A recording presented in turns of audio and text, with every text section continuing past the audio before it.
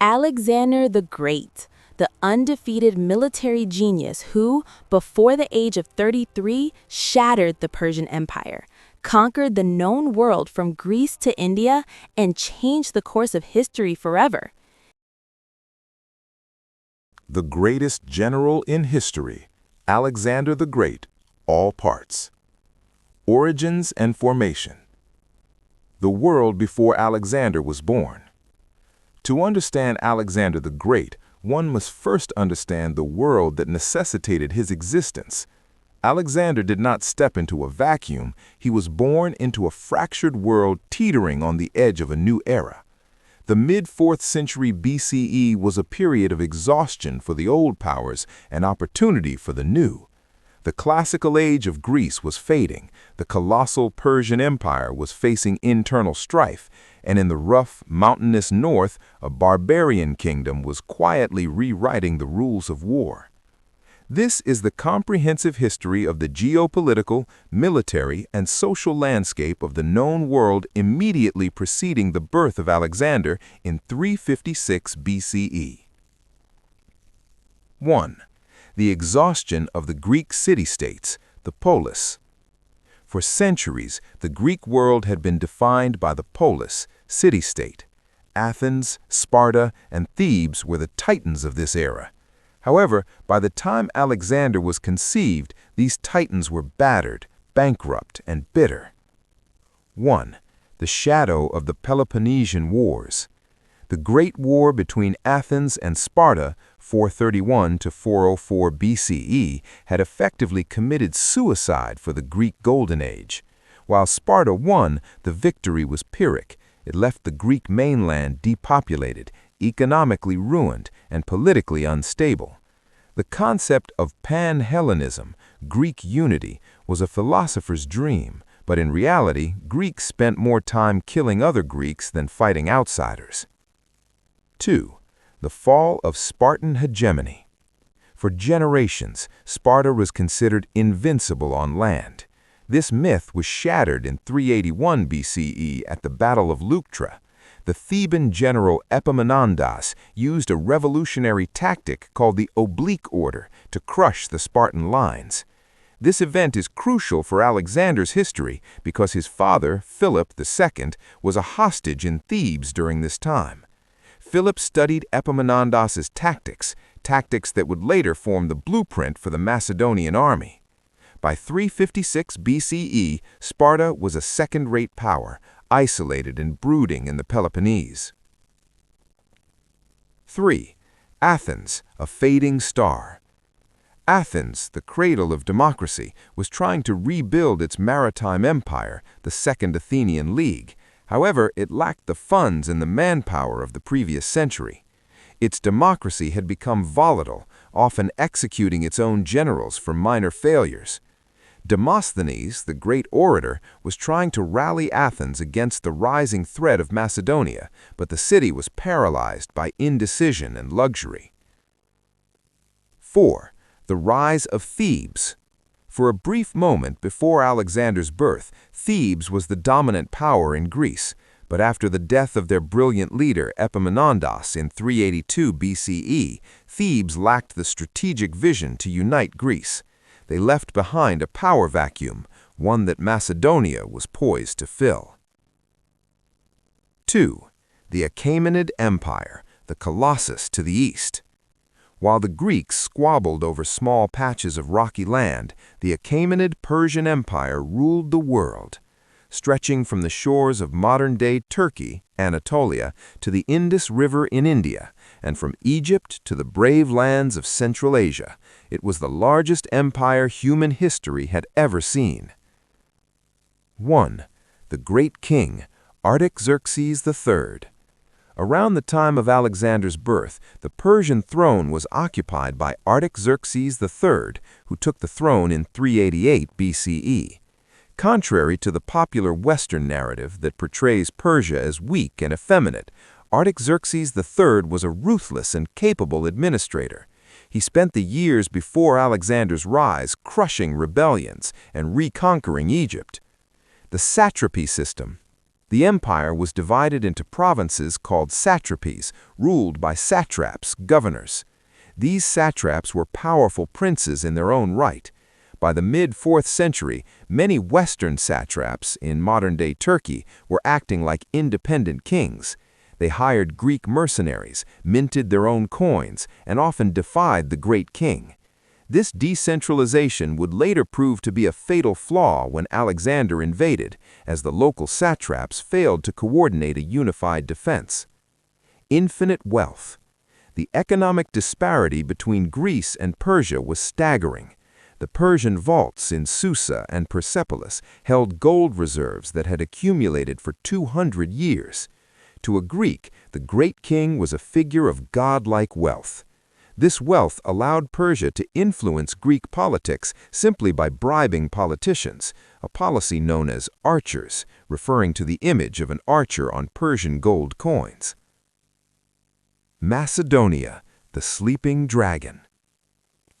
To the civilized Greeks of Athens and Corinth, Macedonia was a primitive backwater.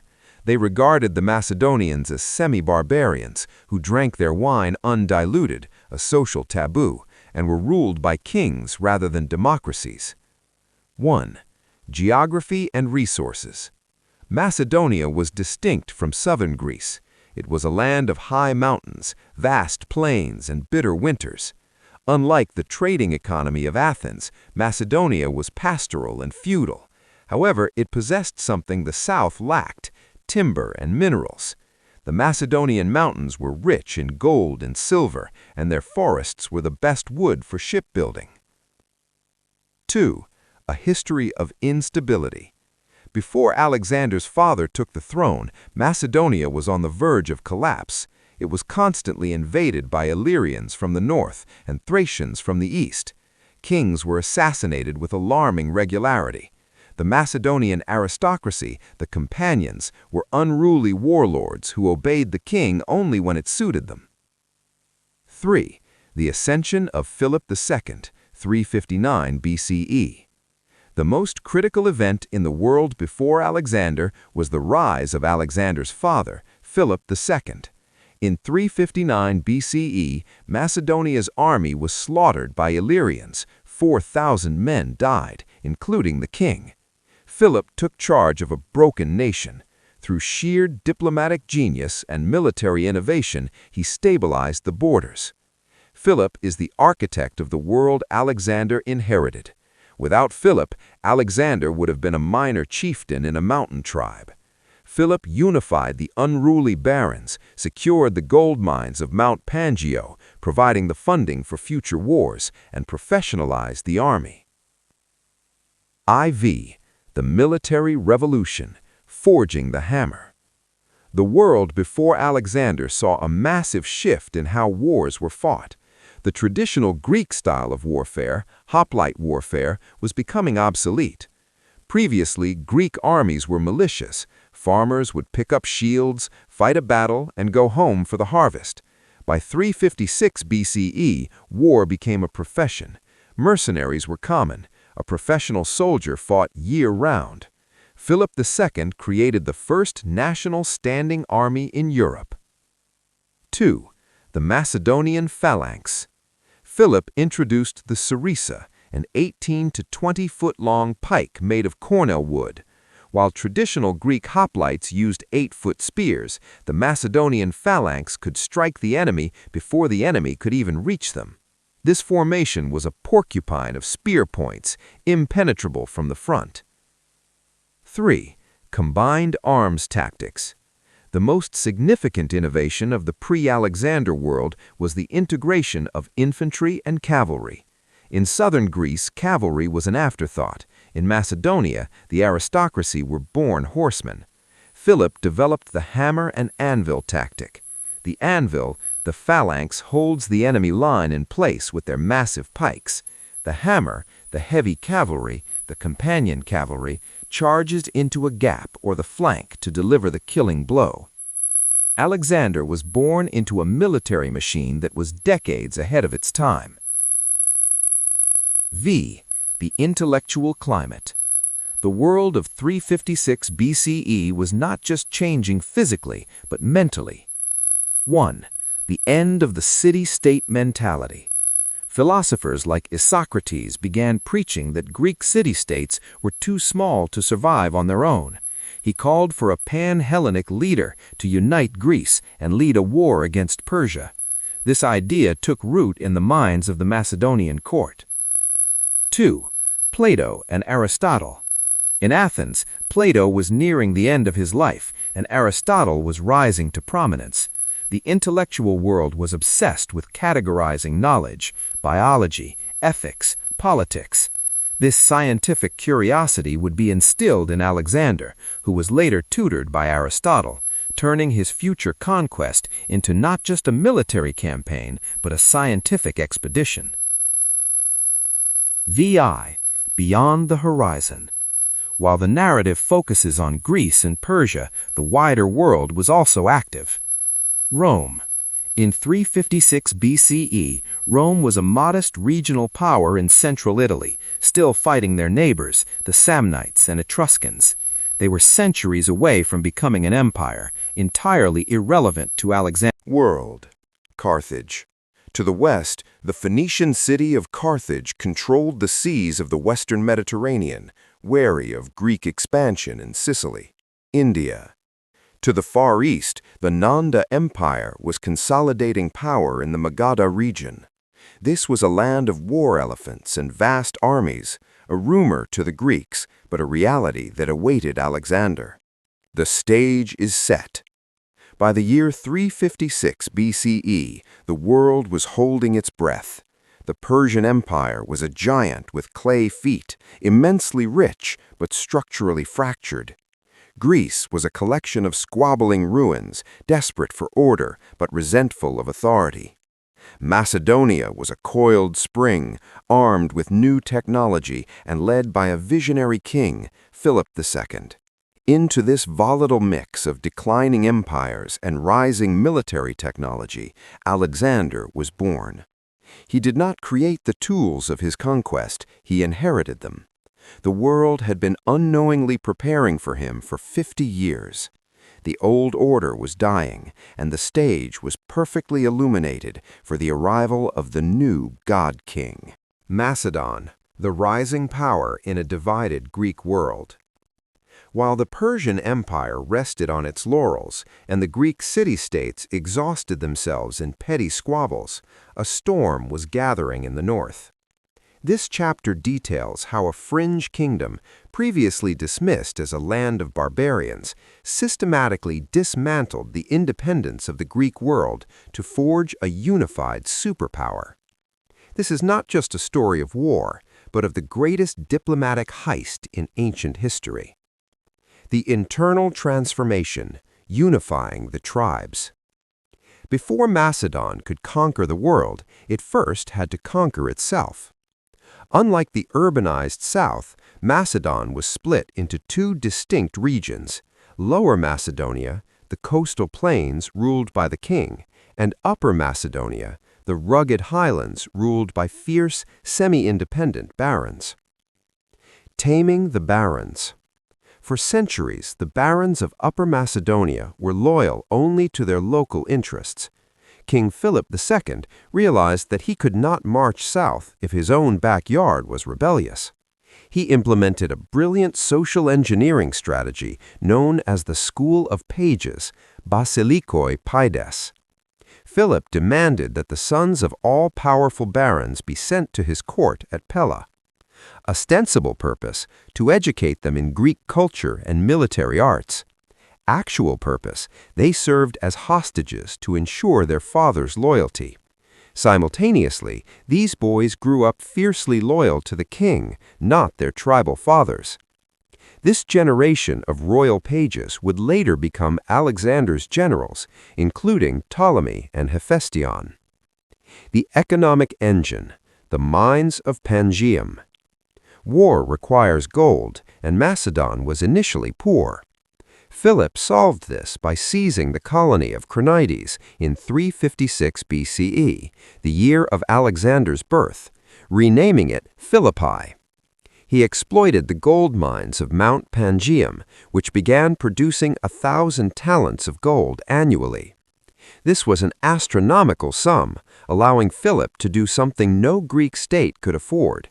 He paid his soldiers well enough to keep them in the field year-round, ignoring the agricultural harvest cycles that limited southern armies.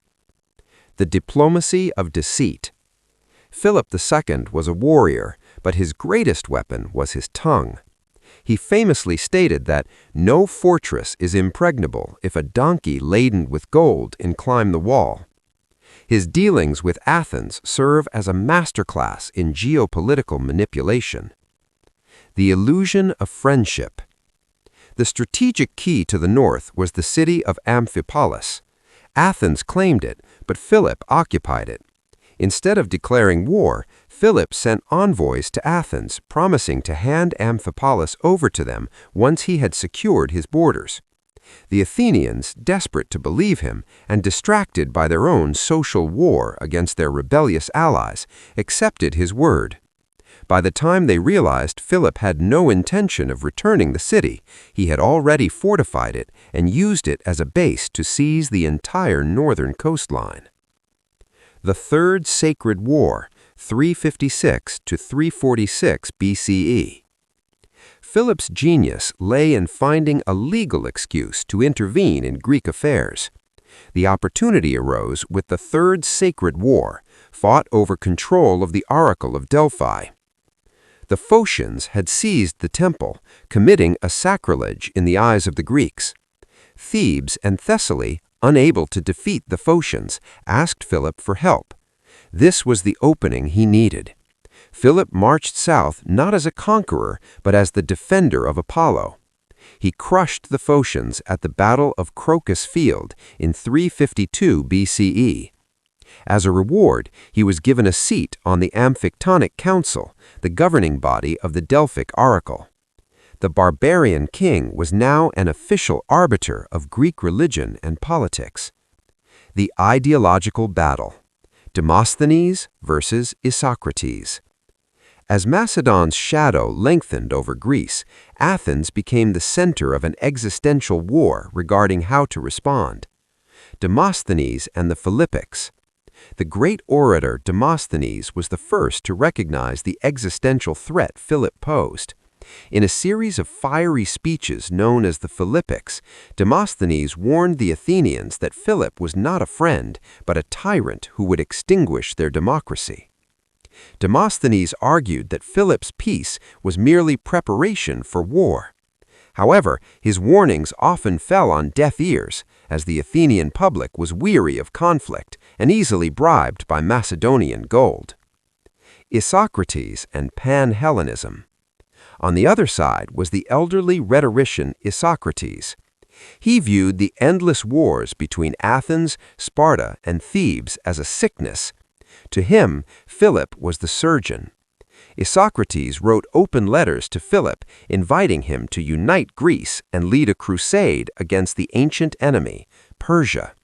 For a significant portion of the Greek elite, submission to Macedon seemed a fair price to pay for stability and the promise of eastern riches. The Battle of Charanoa, the day Greece died. The diplomacy collapsed in 339 BCE. Philip marched south, ostensibly to punish another religious violation at Delphi, but he bypassed the temple and seized a strategic fortress threatening Athens. Panic swept through the city. Demosthenes finally succeeded in forging a desperate alliance between the two bitter enemies, Athens and Thebes. The fate of Greece was decided on a hot August day in 338 BCE on the plains of Charanoa. Disposition of forces. The Greeks. The Athenians held the left wing, and the legendary Sacred Band of Thebes, an elite unit of 300 lovers who had never been defeated, held the right. The Macedonians. Philip commanded the right wing. On the left, commanding the companion cavalry, was his 18-year-old son, Alexander. The tactical masterstroke. Philip used his veteran infantry to execute a feigned retreat. as the Athenians, sensing victory, broke their formation to chase the retreating Macedonians. A gap opened in the Greek line. Philip halted his men, lowered their sarissas, and charged the organized Athenians. Meanwhile, on the left flank, Alexander saw the gap between the Athenians and the Thebans. Leading the cavalry charge, Alexander drove a wedge into the enemy line and surrounded the sacred band of Thebes. The sacred band refused to surrender. They were slaughtered to the last man. With their destruction, the resistance of the Greek city-states was broken forever. The aftermath, the League of Corinth. Philip did not burn Athens. He was too shrewd for that. He needed the Greek navy for his upcoming invasion of Persia. Instead, he invited the defeated states to Corinth in 337 BCE. There he established the League of Corinth. The terms: the member states retained their local constitutions, but swore an oath of loyalty to Philip as the hegemon, supreme commander. The League declared war on the Persian Empire to punish the barbarians for the profanation of Greek temples during the invasion of Xerxes 150 years prior. By 336 BCE, Macedon was no longer an outsider looking in. It was the master of the Greek world. Philip had taken a fractured, mountainous kingdom and turned it into the dominant military power of the Mediterranean. He had pacified the north, bribed the politicians, fooled the diplomats, and crushed the armies of the south. The stage was now fully set. The machine of conquest was built, the army was tested, and the pretext for the invasion of Asia was established. All that was missing was the spark that would ignite the engine. That spark would come in the form of an assassin's dagger, ending the reign of the father and beginning the legend of the son. King Philip II, the father who forged a war machine. Alexander the Great conquered the world, but it was his father, Philip II, who built the engine of that conquest. When Philip took the throne in 359 BCE, the Macedonian army was a ragtag group of shepherds wearing animal skins, terrified of their neighbors. Within 20 years, he transformed them into the most feared military force the ancient world had ever seen. This section details the mechanical and logistical reforms that turned Macedonia into a professional war machine. The professionalization, from farmers to foot companions. Before Philip, Greek warfare was seasonal. Farmers would fight in the summer and go home for the harvest. Philip broke this cycle. The first national standing army. Philip used his wealth to pay his soldiers year-round. This meant they did not have to return home to farm. While the rest of Greece was harvesting crops, Philip's men were drilling. They marched 30 miles a day in full armor, digging trenches and building bridges, until war became not just a duty, but a lifestyle. Psychological warfare, the pezekairoi. The infantry in Macedon were previously considered inferior to the noble cavalry.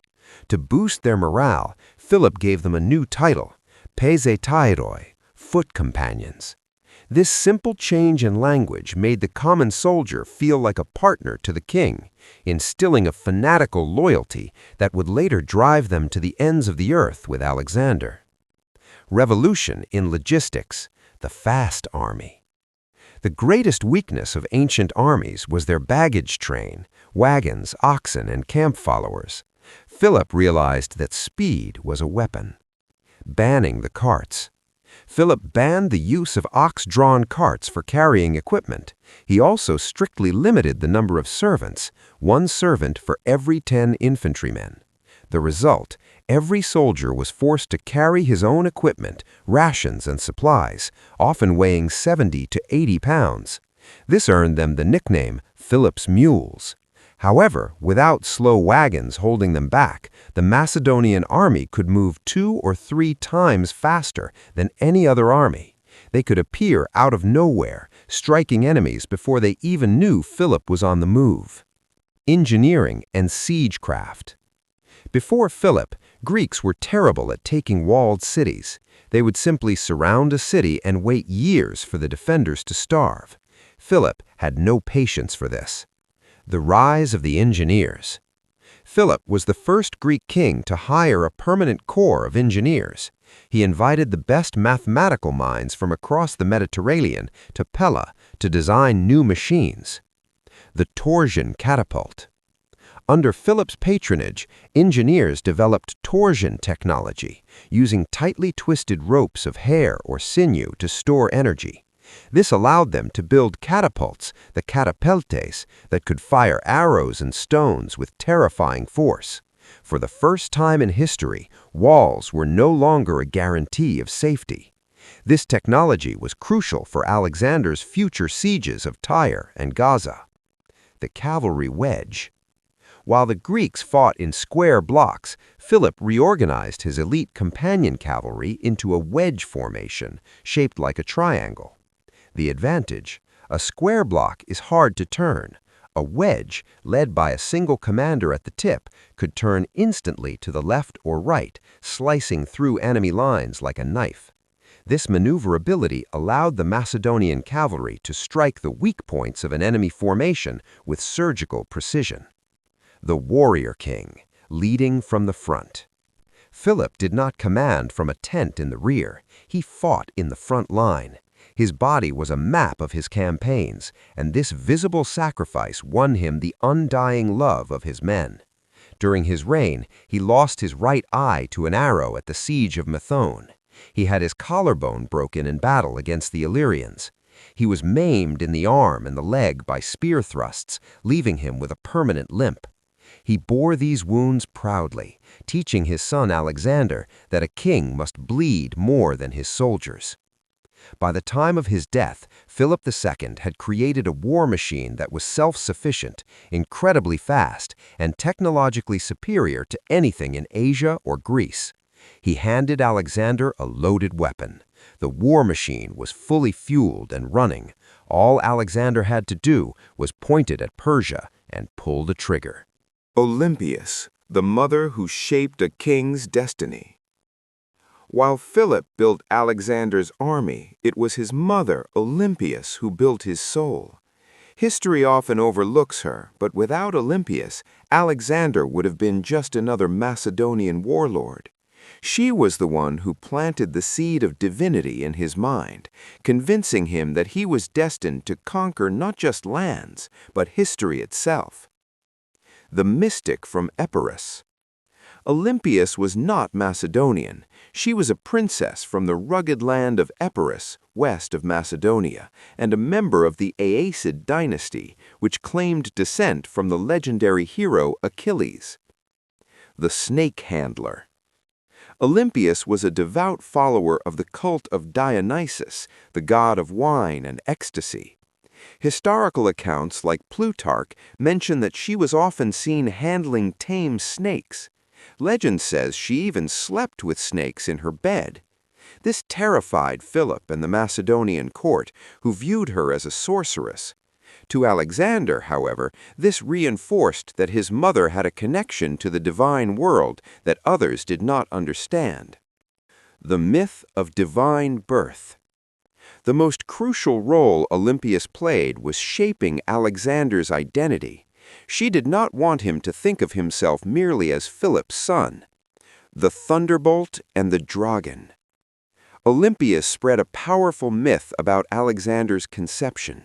She claimed that on the night before her wedding to Philip, she dreamed that a thunderbolt, the symbol of Zeus, struck her womb, starting a fire that did not burn her. Later, Philip reportedly saw a great serpent lying beside her. Olympias used these omens to whisper a dangerous secret to young Alexander, that his true father was not Philip, but Zeus Ammon, the king of the gods. This belief gave Alexander his unshakable confidence in battle. He believed he could not lose because he was not entirely human. A toxic marriage. The relationship between Philip and Olympias was explosive. It was a clash of two titans. The jealous queen. Macedonian kings were polygamous. Philip had many wives, mostly for political alliances, but Olympias was the principal wife, until she wasn't. She was fiercely jealous and protective of Alexander's position as the heir. She taught Alexander to be wary of his father, portraying Philip as a man who might replace him with a pure-blooded Macedonian heir at any moment. The outsider at court. Because she was a foreigner from Epirus and had a volatile temper, the Macedonian generals disliked her. She created an us-against-them mentality in Alexander's mind. She isolated him, making him feel that only she truly understood his destiny. This bond made Alexander loyal to his mother above all others, even his father. Olympias was dangerous, brilliant, and terrifying. She provided the fire for Alexander's ambition. Philip gave Alexander the means to conquer, the army, but Olympias gave him the will to do it.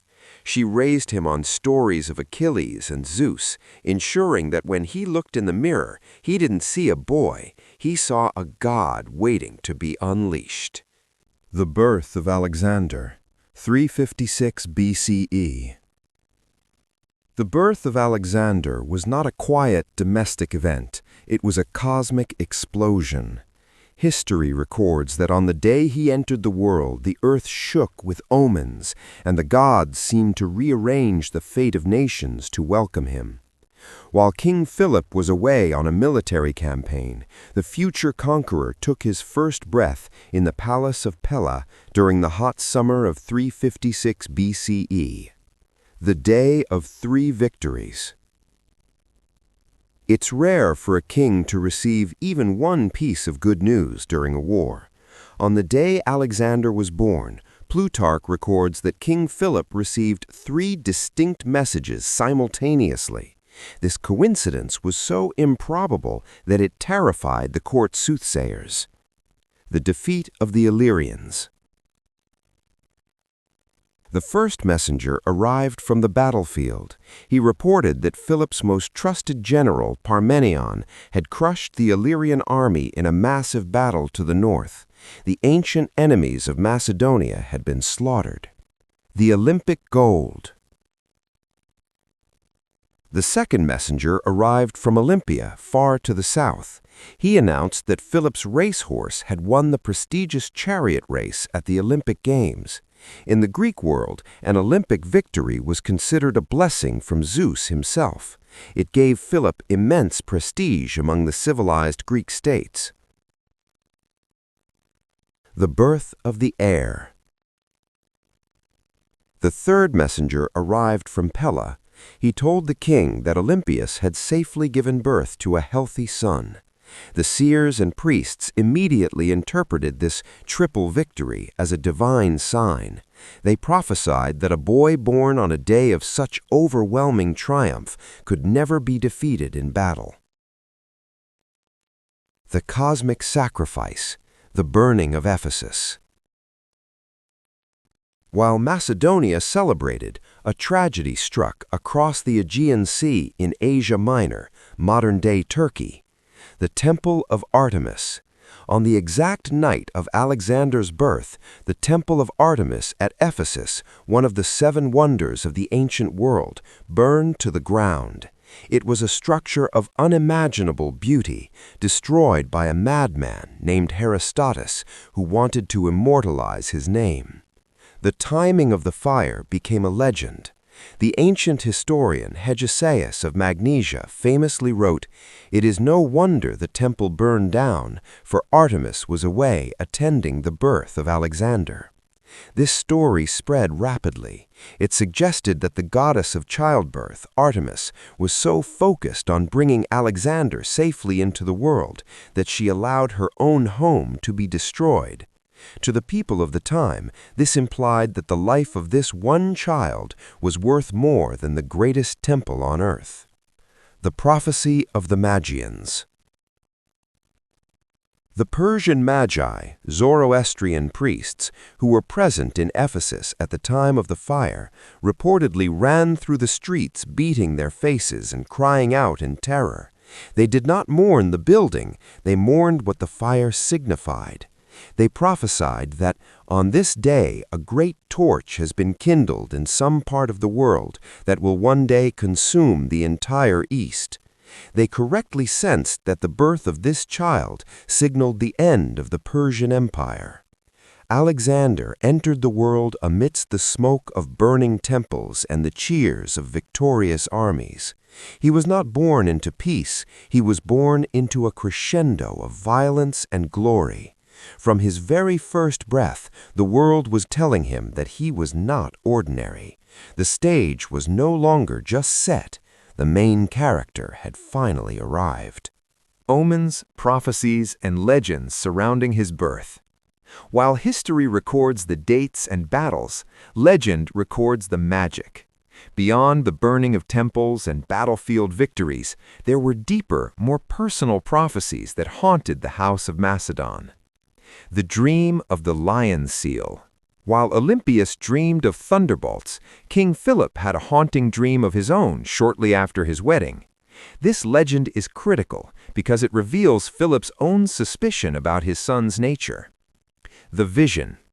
Philip dreamed that he was sealing his wife's womb with a seal. Upon looking closer at the wax impression, he saw that the seal bore the image of a lion. The interpretation. Troubled by this, Philip consulted the seers. Some foolishly suggested it meant he should keep a closer watch on his wife. However, the renowned soothsayer Aristander of Telmessos, who would later accompany Alexander to Asia, gave a different interpretation. He told Philip, "Men do not seal up empty vessels." He prophesied that the child inside Olympias was not only real, but possessed the heart of a lion, passionate, ferocious, and unconquerable.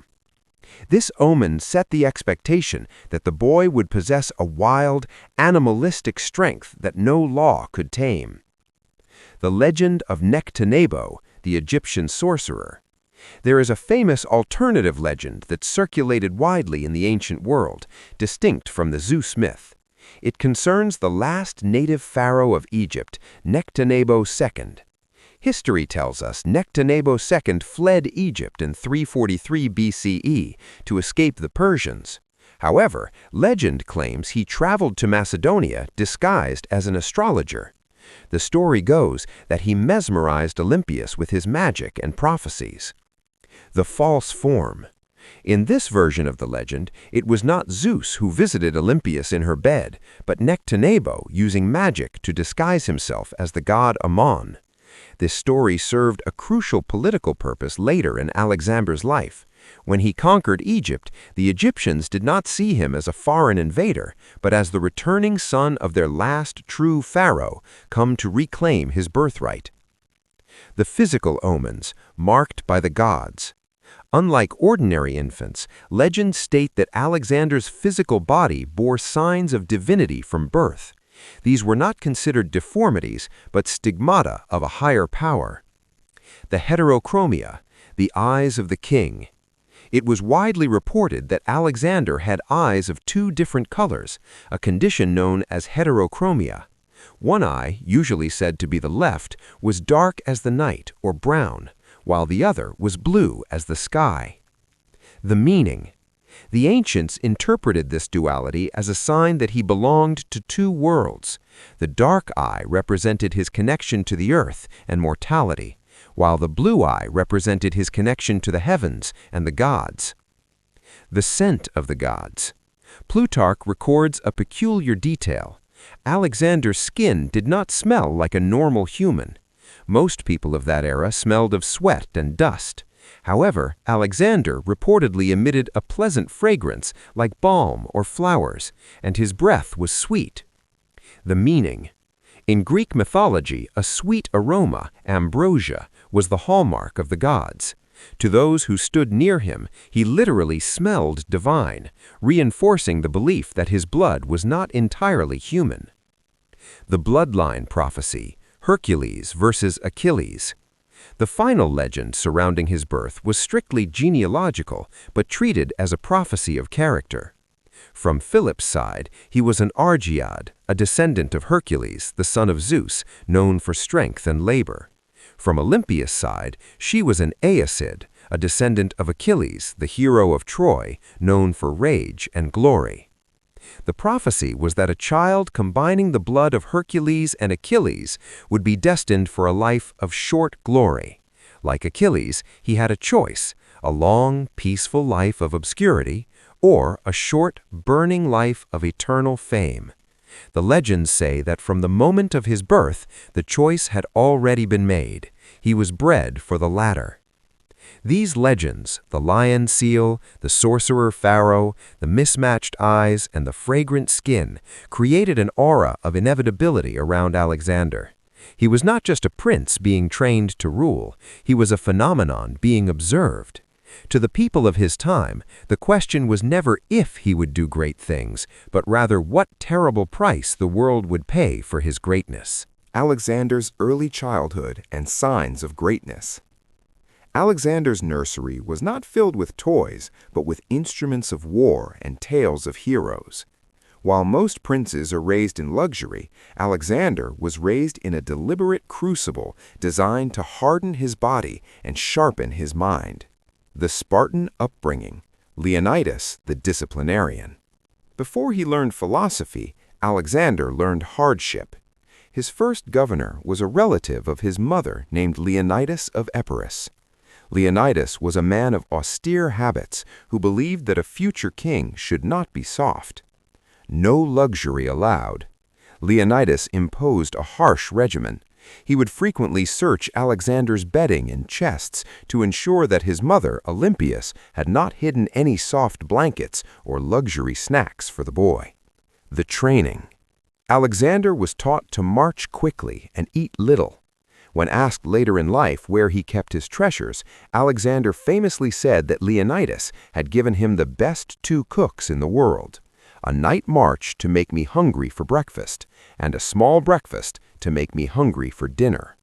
Religious devotion. Even as a child, Alexander was reckless with generosity towards the gods. Once, during a sacrifice, he threw handfuls of expensive incense onto the fire. Leonidas scolded him, saying, "Wait until you conquer the spice lands before you burn incense so wastefully."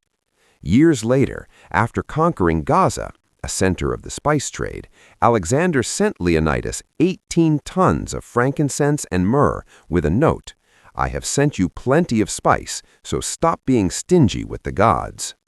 The boy and the Persian ambassadors.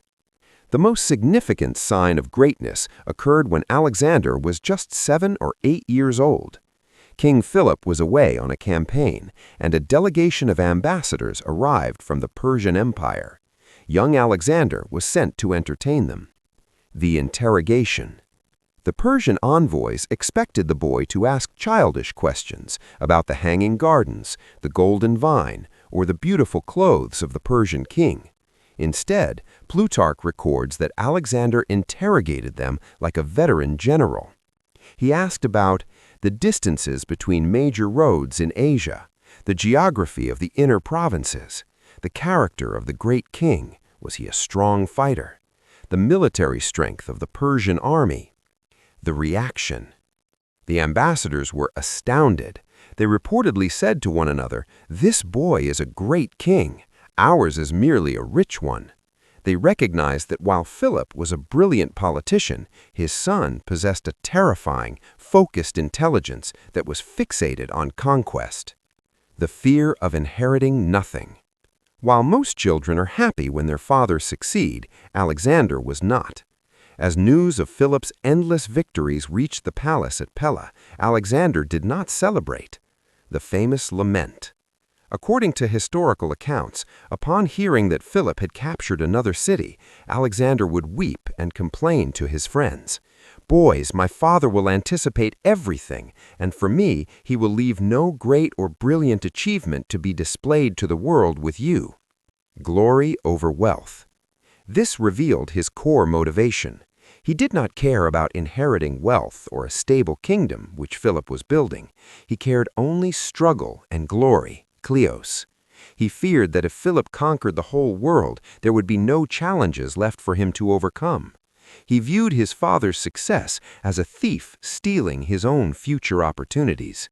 The influence of Lysimachus, living the myth. While Leonidas trained his body, another tutor named Lysimachus fed his imagination. Lysimachus was not a strict teacher, but a flatterer who realized the boy's obsession with the Trojan War. Role-playing. Lysimachus encouraged Alexander to role-play. He called Philip Peleus, Alexander Achilles, and himself Phoenix, Achilles' tutor. This was not just a game. Alexander began to genuinely believe he was the reincarnation of Achilles. This childhood role-playing is why, as an adult, Alexander slept with a copy of the Iliad and a dagger under his pillow. He was not just reading the story, he was preparing to reenact it. Alexander's childhood was a mixture of harsh discipline, intellectual precocity, and intense rivalry with his father. He was a boy who interrogated diplomats instead of playing games, and who cried at victories instead of defeats. By the age of 12, the raw materials were all there: the discipline of a Spartan, the mind of a general, and the soul of a mythical hero. He was ready for the next step, the taming of the beast. The taming of Bucephalus. The story of Alexander is incomplete without the story of his other half, his horse, Bucephalus. This was not just a pet, it was a partnership that would span 2 decades and thousands of miles. The taming of Bucephalus is the moment Alexander transitioned from a promising boy to a genius capable of seeing what others could not. It tells the story of a legendary encounter between a 12-year-old prince and the beast that no one could ride. The beast from Thessaly. The event took place in Pella, likely around 344 BCE. A horse dealer named Philonycus the Thessalian arrived at King Philip's court with a magnificent black stallion. The price of perfection. The horse was a massive creature with a massive head, hence the name Bucephalus, meaning ox head, and a white mark on its forehead. Philonycus asked for an astronomical price, 13 talents of silver. To put this in perspective, 13 talents was enough to pay the wages of 1,500 soldiers for a month. It was a king's ransom. The failure of the generals. Philip took his generals to the riding plain to test the horse. It was a disaster. Bucephalus was wild, rearing up and kicking at anyone who approached. He would not let any groom mount him. Philip, believing the horse was broken or mad, angrily ordered Philonycus to take the beast away, refusing to pay for a useless animal. The wager. As the horse was being led away, young Alexander, who had been watching silently, spoke up. The challenge.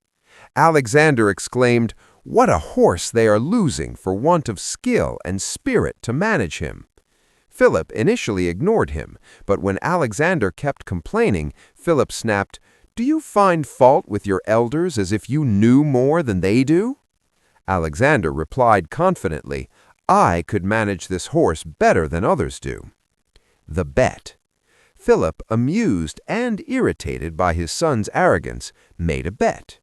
He told Alexander that if he could ride the horse, Philip would buy it for him. If he failed, Alexander would have to pay the massive price of 13 talents out of his own pocket. The shadow and the solution. Alexander ran to the horse. He had noticed something that the experienced generals had missed: the insight. Alexander realized that Bucephalus was not vicious, he was afraid. The horse was terrified of his own shadow dancing on the ground as the handlers tried to mount him with the sun behind them. The taming. Alexander took the bridle and gently turned the horse's head toward the sun. With the shadow now falling behind the horse, Bucephalus immediately calmed. Alexander stroked the animal, whispering to him until his breathing slowed. Then, in one fluid motion, he dropped his cloak and vaulted onto the horse's back. The ride and the prophecy. The court watched in silence, expecting the boy to be thrown and killed. Instead, Alexander urged the horse forward, galloping across the plain at full speed. He returned to his father, controlling the beast perfectly. A king's tears. When Alexander dismounted, the crowd cheered, but King Philip wept. It was a mix of pride and a terrifying realization that his son had already surpassed him. The famous prophecy. Philip kissed his son on the forehead and delivered one of the most famous lines in history. "O my son, look thee out a kingdom equal to and worthy of thyself, for Macedonia is too little for thee." That day, Philip bought the horse. Alexander named him Bucephalus. From that moment on, the horse would allow no one else to ride him but Alexander. They would ride together into every major battle, from Greece to Egypt and from Persia to India, until the horse died of old age and exhaustion at the edge of the known world. The taming of Bucephalus proved that Alexander conquered not by brute force, but by understanding the nature of his enemy. Education of a prince. Aristotle enters the story. At the age of 13, Alexander had mastered horses and weapons, but King Philip knew that to rule the world, his son needed to master his mind. Philip did not want a mere warrior. He wanted a philosopher king. To achieve this, he hired the greatest intellect of the age, Aristotle, to mold his son's character. The most expensive tuition in history. Philip invited Aristotle, a student of Plato, to tutor the young prince. Aristotle was not cheap. He did not ask for gold or land. He asked for a miracle. The rebuilding of Stagira. Years earlier, Philip's army had destroyed Aristotle's hometown, Stagira, and sold its people into slavery. Aristotle's condition for teaching Alexander was simple: rebuild my city and free my people. Philip agreed. He bought back the enslaved citizens, rebuilt the houses, and restored the city. This remains the highest tuition fee ever paid in history, an entire city resurrected for the education of one boy. The School of Miesa, the first academy of leaders. Philip moved Alexander and his noble companions, including Hephaestion, Ptolemy, and Cassander, out of the capital city of Pella to a quiet rural sanctuary called Miesa. The Nymphaeum. The classroom was not a building, but the Nymphaeum, a shrine to the nymphs, with stone seats carved into a shady cliffside. Here, away from the politics of the court and the influence of his mother Olympias, Alexander learned to think. A band of brothers. This school did more than educate. It forged the companions. The boys who studied with Alexander at Miesa were the same men who would later become his generals and rule the fragments of his empire. They grew up debating philosophy together before they fought battles together. Medicine and the Iliad. Aristotle taught Alexander logic, ethics, politics, and biology, but two specific teachings would define Alexander's future. The Warrior's Bible, the casket copy. Aristotle noticed Alexander's obsession with the hero Achilles. Instead of discouraging it, Aristotle personally annotated a copy of Homer's The Iliad for him. Alexander treasured this book above all else. He famously kept it under his pillow every night alongside a dagger. Later, he kept it in a precious golden casket taken from the Persian king, earning it the nickname the casket copy. Medicine and botany. Aristotle, a biologist at heart, taught Alexander the secrets of medicine and plants. This was practical knowledge. On future campaigns, Alexander would personally prescribe treatments for his wounded friends and send exotic plant samples from India back to Aristotle in Greece. He approached war not just as a conqueror, but as a scientist exploring the unknown. The ideological clash, Greeks versus barbarians. While they shared a love of knowledge, teacher and student fundamentally disagreed on one thing: humanity. Aristotle's view. He taught Alexander that Greeks were free men and all non-Greeks, barbarians, were slaves by nature. He advised Alexander to treat Greeks as friends and barbarians as animals. Alexander's rejection. This is where the student surpassed the master. Alexander would eventually reject this teaching. When he conquered Persia, he did not treat them as animals. He adopted their dress and married their women, trying to unify the races. This cosmopolitan vision was Alexander's own invention, a direct rebellion against his teacher's narrow worldview. By the age of 16, the education was complete. Philip called Alexander back to Pella, not to study, but to rule as regent while Philip went to war. Aristotle had done his job. He had taken a wild prince and given him the intellectual tools to rationalize his ambition. Alexander was now a dangerous combination, a man who could kill with the ferocity of a lion, but think with the precision of a philosopher. The boy was gone. The regent had arrived. Homer, Achilles, and the dream of immortality. For Alexander, the Iliad was not just a storybook, it was a script for his life. While Aristotle trained his logic, the poet Homer captured his soul. The ghost of Achilles. Alexander did not just admire Achilles, he believed he was Achilles reborn. Through his mother Olympias, he claimed direct bloodline descent from the hero of the Trojan War. This created a lifelong rivalry with a ghost. The choice of Achilles. In the Iliad, Achilles is given a choice by the gods. Option A, stay home, live a long, peaceful life, and be forgotten. Option B, go to Troy, fight, die young, but achieve kleos ophtithon, undying glory. Achilles chose the short life of glory. Alexander, from his teenage years, made the exact same choice. He did not fear death, he feared obscurity.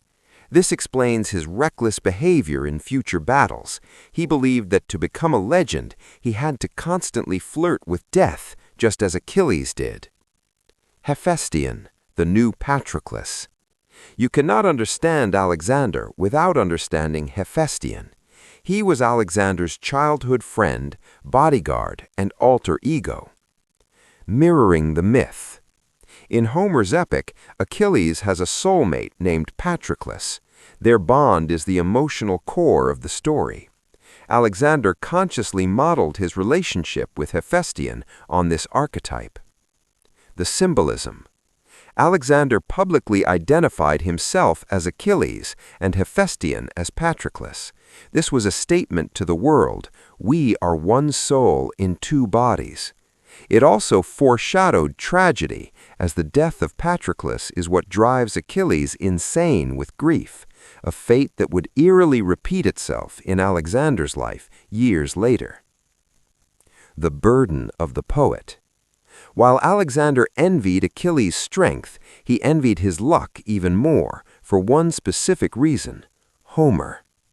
The fear of silence.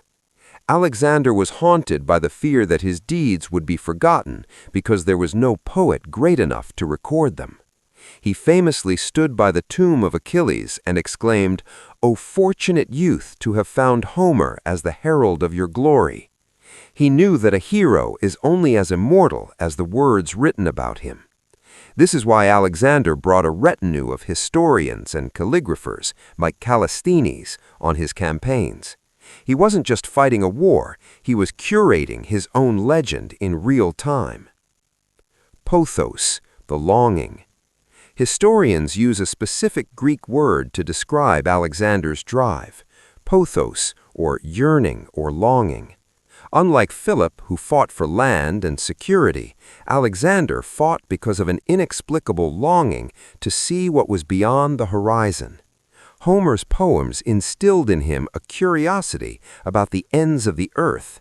He wanted to see the ocean that encircled the world, the Amazons, and the monsters described in the epics.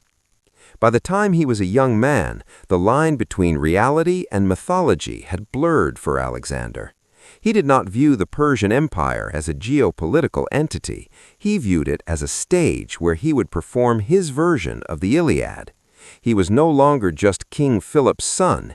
He was a character from a book, stepping out of the pages to rewrite the ending of history. The dream of immortality was now the only thing that mattered. What Alexander learned and what he ignored. History remembers Alexander as a great student, but in reality he was a selective one. He absorbed the lessons that helped him destroy, but he rejected the lessons that would have helped him live. The ignored lesson, the golden mean. The core of Aristotle's philosophy was a concept called the golden mean, misotes. Aristotle taught that virtue lies in the middle. Courage is the middle ground between cowardice and recklessness. Generosity is the middle ground between stinginess and wastefulness. The failure of moderation. Alexander completely ignored this. He had no concept of the middle. When he drank until he collapsed or killed a friend. When he fought, he didn't just win, he annihilated. When he gave gifts, he emptied the treasury. Aristotle tried to create a balanced king. Instead, he accidentally unleashed a man of dangerous extremes. Alexander believed that moderation was for ordinary men, not for gods. The ignored lesson. Philip's diplomacy. King Philip II was a master of patience. He famously said he preferred to buy a city with gold rather than conquer it with iron. He taught Alexander that war should always be the last resort. The sword first. Alexander rejected his father's patience. To Alexander, diplomacy was boring. It offered no glory. He developed a mindset of immediate action. If a city resisted, he didn't negotiate, he besieged it. If a knot couldn't be untied, like the Gordian knot later in his life, he didn't waste time figuring it out. He sliced it in half with his sword. He learned Philip's military tactics perfectly, but discarded Philip's political caution. The learned lesson, the value of information. While he ignored the ethics, Alexander mastered the science of war. The most crucial lesson he absorbed from his education was the importance of geography and logistics. The scholar-warrior. Unlike other warlords who just marched blindly, Alexander studied maps. He learned how to read the terrain, rivers, mountains, passes. The importance of supply lines, how to feed 40,000 men in a desert. The culture of his enemies. He learned that information is ammunition. Before invading Persia, he memorized Xenophon's book Anabasis, a guide to the Persian interior. He ignored the advice to be safe, but he never ignored the advice to be prepared. Alexander emerged from his education as a paradox. He was intellectually brilliant, but emotionally unstable. He had the mind of a scientist, thanks to Aristotle, but the temper of a barbarian. He took the tools his teachers gave him, logic, rhetoric, and strategy, and used them to fuel the one thing they warned him against, hubris, arrogant pride. He was the most educated conqueror in history, yet he failed the most basic lesson of all, knowing when to stop. First taste of power, acting regent at 16. In 340 BCE, the classroom education ended, and the real test began. King Philip II decided to launch a massive campaign against the cities of Perinthus and Byzantium, modern Istanbul. He took the bulk of the Macedonian army with him, leaving the capital of Pella vulnerable. In a move that displayed immense trust, he left his 16-year-old son Alexander behind as regent, master of the seal. The boy on the throne. Leaving a 16-year-old in charge of a volatile kingdom was a gamble. Philip entrusted Alexander with the royal seal, giving him the authority to make laws, sign treaties, and command the home guard. The perception of weakness. To the enemies of Macedonia, Philip's absence looked like an opportunity. They saw only a boy on the throne. They believed Macedonia was weak without its king and its veteran army. They were wrong. The revolt of the Maiadi. The Maiadi, a fierce Thracian tribe living in the upper Strymon Valley, modern-day Bulgaria, decided to test the young regent. Assuming the boy would be too scared to act, they rose in open rebellion, refusing to pay tribute and raiding Macedonian lands. Alexander's reaction. A normal regent would have sent a message to the king asking for help. Alexander did not. He saw this not as a crisis, but as his debut. Since the main army was with Philip, Alexander scraped together a force of older reservists and young men who had been left behind. He marched them straight into the mountains. The massacre. The Maiadi were expecting a defensive negotiation. Instead, they got a blitzkrieg. Alexander crushed the rebellion with brutal efficiency. He drove the surviving Maiadi out of their city and repopulated it with a mix of people from various nations. Alexandropolis, the first monument to ego. What Alexander did next shocked his father even more than the victory. Naming the city.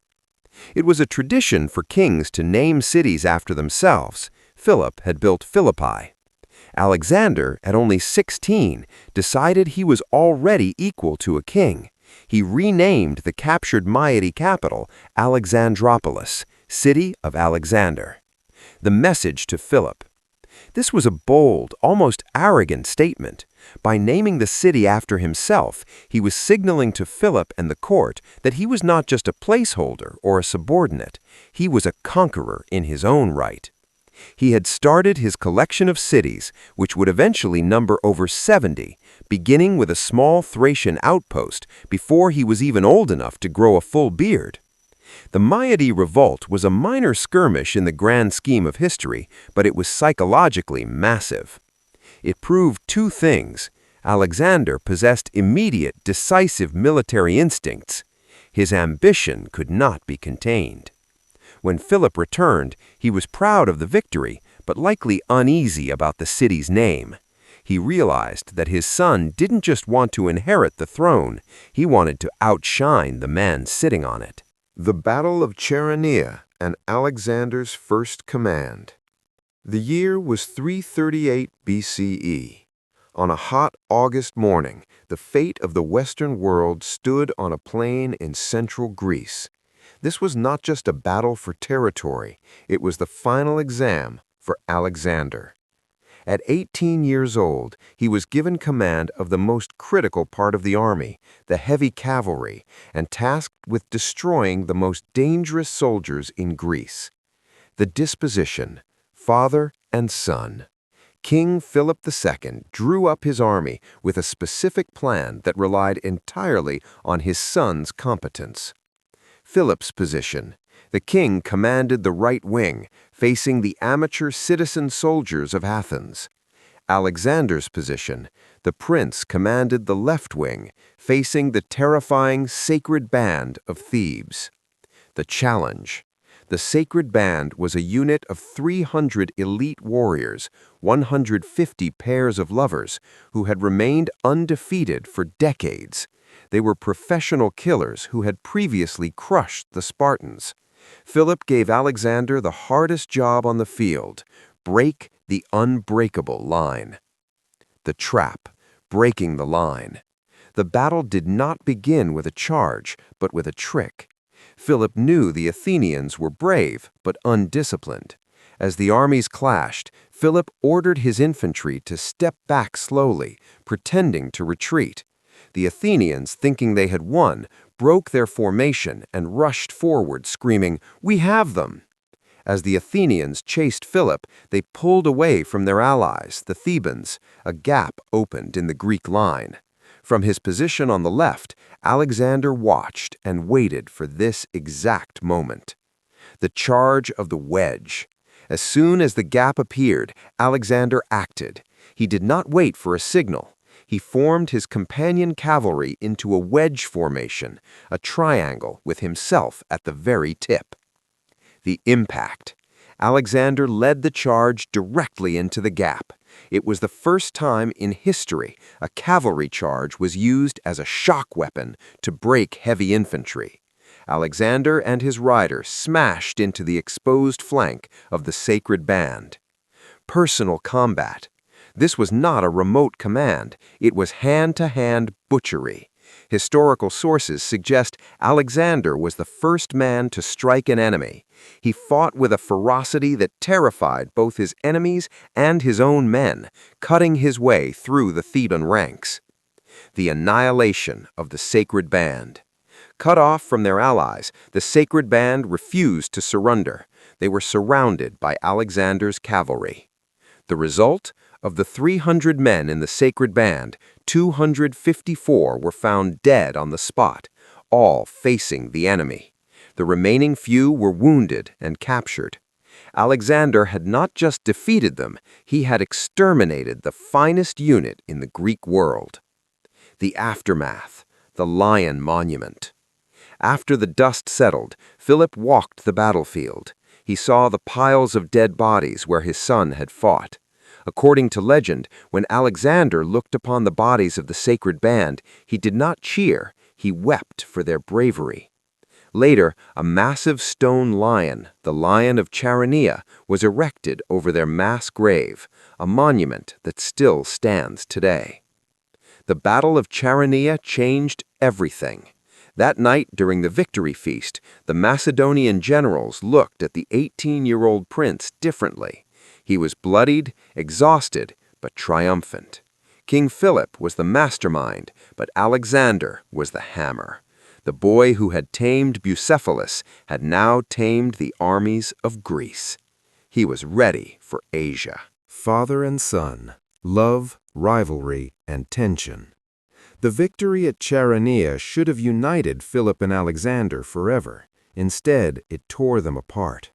As Philip grew older and stiffer from his wounds, Alexander grew brighter and more arrogant. The tension that had simmered for years finally exploded, not on a battlefield, but at a wedding feast in 337 BCE. The threat, a new queen. After conquering Greece, Philip made a decision that terrified Alexander and his mother Olympias. He decided to marry again. This was not a political marriage to a foreigner. He fell in love with a young Macedonian noblewoman named Cleopatra Eurydice. The danger to Alexander. This marriage was dangerous for one specific reason: pure blood. Alexander was half Epirite through his mother Olympias. If Philip had a son with Cleopatra, who was pure Macedonian, the nobles might prefer a pure-blooded heir over Alexander. Suddenly, the hero of Chaeronea felt like an outsider in his own home. The wedding feast from hell. The breaking point occurred during the wedding banquet. Wine flowed freely and tensions were high. The toast of Attalus. Cleopatra's uncle, a general named Attalus, stood up to make a toast. Drunk and confident, he raised his cup and asked the Macedonians to pray to the gods that from this union of Philip and Cleopatra, a legitimate heir to the kingdom might be born. Alexander's rage. This was a direct insult. Attalus was publicly calling Alexander illegitimate, a bastard. Alexander did not hesitate. He threw his wine cup squarely at Attalus's face, shouting, "You wretch! Am I then a bastard in your eyes?" The entire hall went silent. King Philip, furious that his son had ruined his wedding and attacked his general, stood up. The attempted murder. Philip drew his sword and lunged at Alexander to kill him. However, Philip was drunk, and his bad leg, injured in previous wars, failed him. He tripped and crashed face first onto the floor. The ultimate insult. Alexander looked down at his father, the most powerful man in the world, now sprawling helplessly on the ground. Instead of helping him, Alexander delivered a stinging mockery that echoed through history. "Look there! This is the man who prepares to pass from Europe into Asia, but he cannot even pass from one couch to another without falling." The exile. That night the bond was severed. Alexander took his mother Olympias and fled the capital. He dropped Olympias off in her homeland of Epirus. Then he rode north into the wildlands of Illyria, living in exile. The greatest team in history, Philip and Alexander, was broken. The love had turned into a toxic rivalry. Philip was left in Pella, powerful but isolated, realizing that by marrying a new wife, he had driven away his greatest weapon, his son. The stage was now set for the final act of Philip's life, where reconciliation would come too late. The assassination of Philip II. The year was 336 BCE. Philip II was at the absolute zenith of his power. He had united Greece, built the perfect army, and was days away from launching the invasion of Persia. He had also superficially reconciled with Alexander, allowing him to return to the palace. But destiny had a different plan.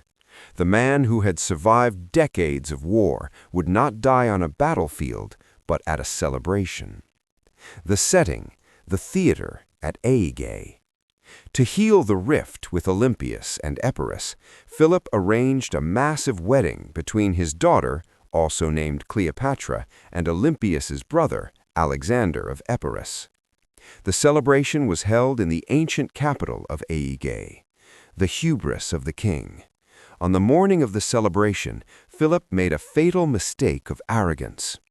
To show the world that he was beloved and safe, he ordered his bodyguards to walk far away from him. He organized a grand procession. First came the statues of the 12 Olympian gods. Then, shocking everyone, came a 13th statue, a statue of Philip himself, declaring himself equal to the gods. The assassin, Pausanias of Orestes. As Philip walked alone into the theater, dressed in all white, a man rushed out of the crowd. This was Pausanias, one of Philip's own royal bodyguards. The motive. Pausanias was not a hired killer. He was a man seeking personal revenge. Months earlier, he had been brutally abused and humiliated by Attalus, the same general Alexander had fought with. Pausanias had gone to King Philip for justice, but Philip, not wanting to punish his general, had ignored Pausanias's plea. Heartbroken and angry, Pausanias decided to kill the king who had failed to protect him. The strike. The attack happened in seconds. Pausanias sprinted toward the isolated king. The fatal blow. Before anyone could react, Pausanias drew a Celtic short sword, a dagger, hidden under his cloak. He thrust it between Philip's ribs, piercing his heart. The man who had conquered the Greek world fell dead instantly on the theater floor. The failed escape. Pausanias immediately ran toward the city gates where horses were waiting for him. He almost escaped. However, as he ran, his boot caught on a vine root and he tripped. 3 of Alexander's friends, including Perdiccas and Leonatus, caught up to him. They did not arrest him, they killed him on the spot with their spears. The shadow of conspiracy. With both the king and the assassin dead, silence fell over the theater. Immediately, eyes turned to the beneficiaries of this crime, Alexander and Olympias. Who was behind it? Historians have debated for centuries. Was it purely Pausanias's personal rage, or did Olympias encourage the angry young man to kill her husband? Did Alexander know? There is no proof, but Plutarch notes that Pausanias complained to Alexander about the injustice he suffered. Alexander quoted a cryptic line from a play about revenge: "The giver of the bridegroom, and the bride." Some took this as Alexander subtly giving Pausanias the green light. The assassination took only a moment, but it shifted the axis of the world. The grand invasion of Persia was paused. The crowd in the theater was in chaos. But amidst the panic, the 20-year-old Alexander did not flee. He stepped over his father's body and was immediately acclaimed king by the army. The reign of Philip was over. The age of Alexander had begun. Conspiracy, chaos, and the question of guilt. The sword had struck. Philip was dead, and Pausanias was butchered. But as the blood dried on the theater floor, the real questions began. Was Pausanias acting alone, or was he merely a weapon wielded by a shadow hand? This section explores the chaotic aftermath of the assassination and the dark purge Alexander launched to secure his crown. The initial shockwave, panic in Aigai. When Philip fell, the immediate reaction was not applause for Alexander, it was terror. The thousands of guests, including foreign diplomats and Greek leaders, panicked. They believed a coup was underway or that the army had mutinied. The flight. Dignitaries scrambled over seats to escape the theater. The stand. Amid the stampede, Alexander and his closest friends stood their ground, surrounding the body of the king to prevent mutilation. This projected strength. While others ran, Alexander stood still. The suspect list. Who really killed Philip? Historians have identified three major theories regarding who pulled the strings. The Persian connection. For years, the Persian king Darius III had watched Philip's rise with fear. There is historical evidence, later cited by Alexander himself in a letter, suggesting that Persian agents had boasted about organizing the assassination. The theory: Persia paid Pausanias a massive bribe to kill Philip, hoping that without him, Macedonia would collapse into civil war and the invasion of Asia would be cancelled. The hand of Olympias. The most chilling evidence points to Alexander's mother. After the assassination, Olympias did not mourn Philip. Instead, she returned from exile and reportedly performed shocking acts. She placed a golden crown on the severed head of the assassin, Pausanias. She burned offerings to the gods in Pausanias's name, treating the killer like a hero. Her hatred for Philip and her desperation to see Alexander on the throne gave her the strongest motive. The passive complicity of Alexander. Did Alexander know? He had the most to gain. If Philip had lived, he might have had a son with his new wife, pushing Alexander aside. By dying now, Philip left the army perfect and the throne open. Alexander never investigated the crime deeply. He simply executed the assassin and closed the case. The purge, eliminating the rivals. Alexander did not waste time playing detective. He wasted time eliminating competition. In the days following his father's funeral, the philosopher prince showed his ruthless side. The murder of the cousin. His first target was his cousin, Amyntas IV, who had a legitimate claim to the throne. Alexander had him executed immediately on trumped-up charges. The fate of the new family. While Alexander handled the men, Olympias handled the women. In a horrific act of vengeance, while Alexander was away, Olympias seized Philip's young wife, Cleopatra, and her newborn baby. The act. Legend states Olympias killed the baby in Cleopatra's lap. Some sources say she burned the infant alive, and then forced Cleopatra to hang herself. The execution of Attalus. Alexander sent assassins to Asia Minor to kill the general Attalus, the man who had insulted him at the wedding. Attalus was popular with the army, but Alexander could not risk leaving an enemy alive in command of his troops.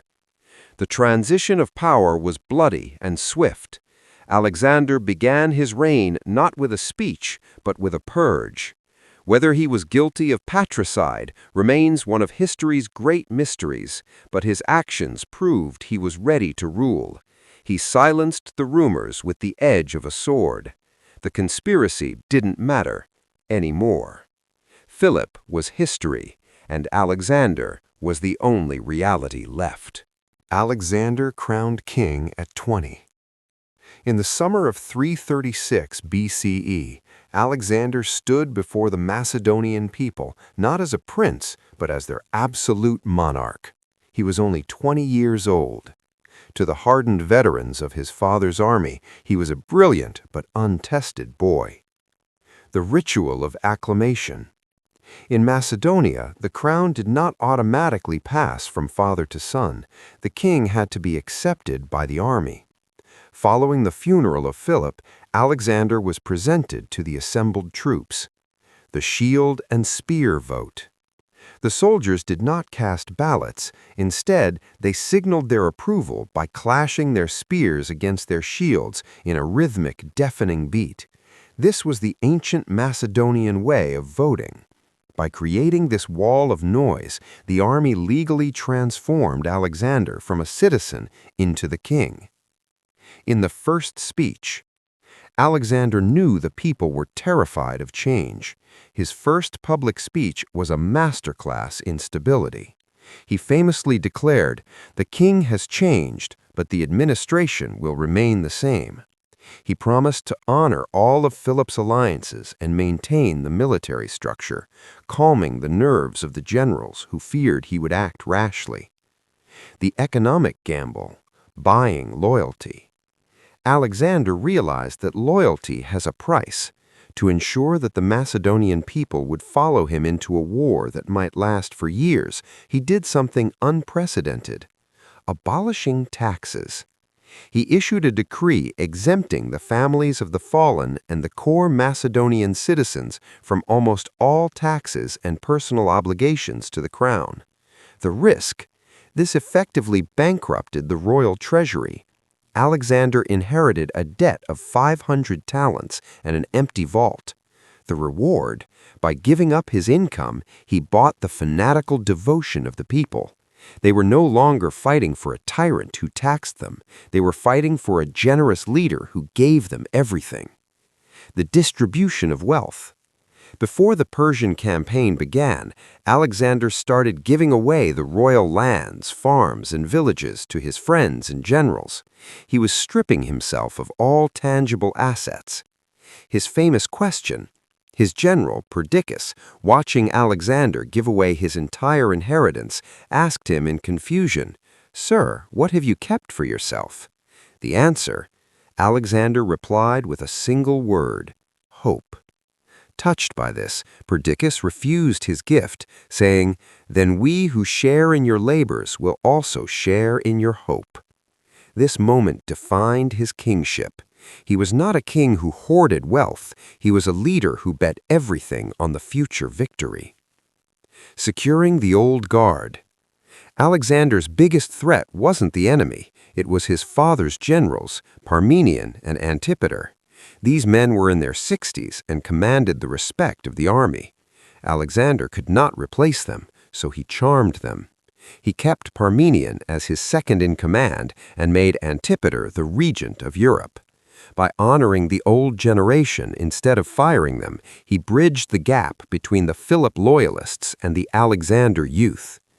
At 20 years old, Alexander sat on a throne that was technically bankrupt but spiritually invincible. He had no money, but he owned the hearts of 40,000 men. He had stabilized the internal politics of Macedonia in mere weeks. But outside the borders, the vultures were circling. The Greeks to the south and the barbarians to the north heard that a boy was now king, and they began to sharpen their swords for rebellion. Crushing the northern tribes. Before Alexander could look east to Persia, he had to look north. Immediately after Philip's death, the barbarian tribes of Thrace and Illyria, modern Bulgaria and Albania, rebelled, thinking the new boy king would be an easy target. They were wrong. The Battle of Mount Haemus, the Falling Carts. Alexander marched his army toward the Shipka Pass in the Balkan Mountains. The Thracian tribes had seized the high ground on Mount Haemus. They had a deadly plan. They lined up heavy wagons along the ridge, intending to roll them down the hill to crush the Macedonian phalanx like bowling pins. The turtle tactic. Alexander saw the wagons and instantly improvised a counter-tactic that defied logic. He gave two orders. Open the ranks. Soldiers who had space should step aside and let the wagons pass.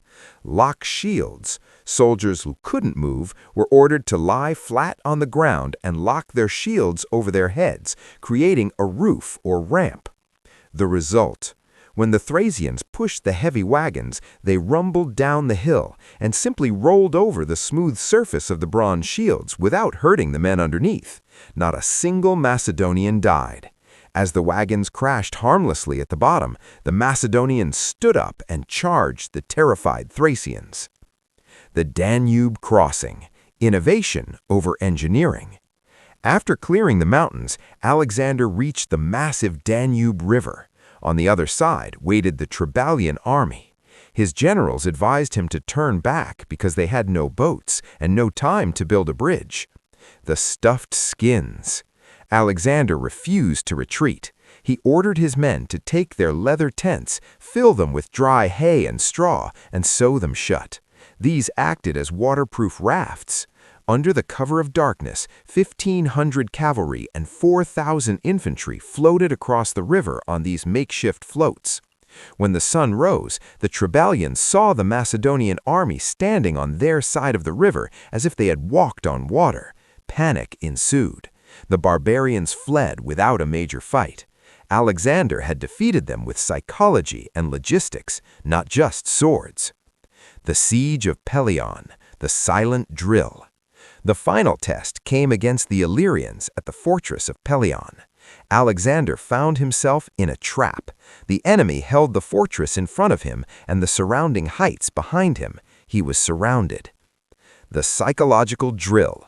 Instead of attacking, Alexander ordered his army to perform a silent military drill. Without speaking a word, the phalanx marched forward, backward, and turned in perfect unison, their sarissas, pikes, swinging like a machine. The Illyrians on the hills were so mesmerized and terrified by this display of discipline that they forgot to attack. Seeing the enemy distracted, Alexander suddenly ordered a charge. The Illyrians panicked and abandoned their positions. Alexander escaped the trap and then returned 3 days later at night to slaughter the sleeping Illyrians, securing the northern border permanently.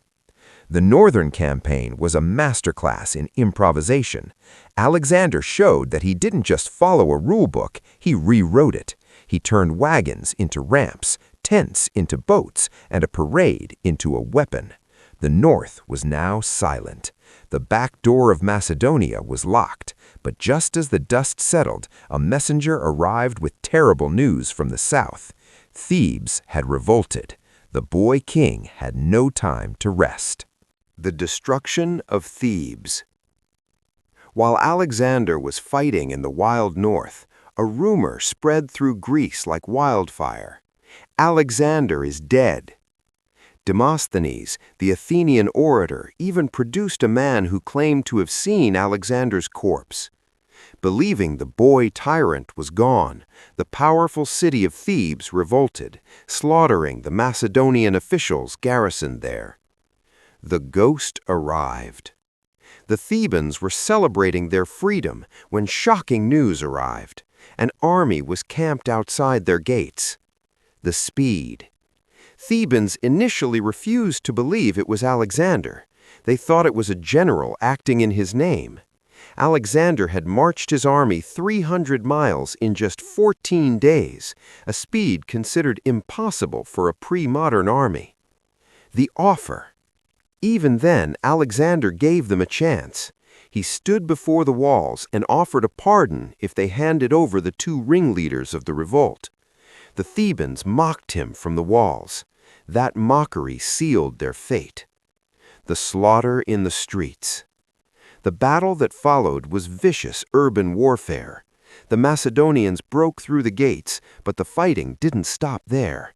It continued into the narrow alleys and houses, settling old scores. Alexander allowed his allies, the Phocians and Plataeans, to join the assault. These people hated Thebes for centuries of oppression. The result? It was a massacre. Men were killed defending their homes. Women were dragged from temples. The discipline of the army collapsed into pure rage. 6,000 Thebans died in a single afternoon. The House of Pindar, a spark of culture. Amidst the burning city, Alexander gave one specific peculiar order that highlighted his complex character. He ordered his soldiers to burn every single building in Thebes to the ground, except one: the poet's house. He placed guards in front of the ancestral home of Pindar, a famous lyric poet who had died long ago. Pindar had once written verses praising the ancestors of Alexander. The message: Alexander was showing the world that while he was a destroyer of cities, he was a protector of culture. He killed the living Thebans, but honored the dead poet. It was a terrifying mix of brutality and intellect. The verdict: erasure. After the slaughter, Alexander called a council of his allies to decide the fate of the survivors. The decision was absolute: slavery. The remaining 30,000 citizens, men, women, and children, were sold into slavery. Demolition. The walls, temples, and houses were pulled down. The land was divided among the farmers. The name, Thebes, was wiped from the map. The destruction of Thebes sent a shockwave of terror through the Greek world. Athens, which had also been planning to revolt, instantly froze in fear and sent ambassadors to beg for mercy. Alexander had made his point: rebel, and you will not just be defeated, you will be erased. Greece was now silent. The rear was secure. The path to Asia was finally open. Fear and submission across Greece. The smoke rising from the ruins of Thebes cast a long shadow over the rest of Greece. Alexander had proven that he was not a civilized debater like the Athenians. He was a force of nature. The destruction of one city saved him the trouble of conquering the rest. The silence of Athens. Athens had been funding the rebellion in Thebes. Technically, they were next on Alexander's list. The panic in the city was absolute. The Athenians began moving their families from the countryside into the walled city, expecting a siege. The change of tune. The great orator Demosthenes, who had previously mocked Alexander as a Margites, a fool, suddenly fell silent. The Athenians, terrified, sent a delegation to Alexander. They did not send soldiers, they sent apologies. They congratulated him on punishing the rebellious Thebans, the very people they had promised to help just days earlier. The calculated mercy. Alexander demanded that Athens hand over 10 of its anti-Macedonian politicians. However, he eventually withdrew the demand. Why? Because Alexander was pragmatic. The reason? He needed the Athenian navy. Macedonia had a great army, but no ships. To cross into Asia, he needed the Athenian fleet. Destroying Athens would have been emotionally satisfying, but strategically stupid, so he forgave them. The cynic in the barrel, Diogenes. While politicians and generals prostrated themselves before the young king in Corinth, one man did not. This led to the most famous philosophical encounter in history. The meeting. Alexander went to visit Diogenes the cynic, a philosopher who lived in a large clay wine jar or barrel and owned nothing. Alexander found him sunbathing. Surrounded by his splendid royal guards, Alexander asked, "I am Alexander the Great. Ask of me any wish you have, and I will grant it." The rejection. Diogenes didn't stand up. He barely looked at the king and replied, "Stand a little out of my sun. You are blocking my light." The king's reaction. The soldiers laughed, thinking Diogenes was a madman, but Alexander was struck by the man's absolute freedom. He realized that Diogenes was the only man in Greece who didn't fear him because he wanted nothing. As they walked away, Alexander famously told his men, "If I were not Alexander, I would wish to be Diogenes."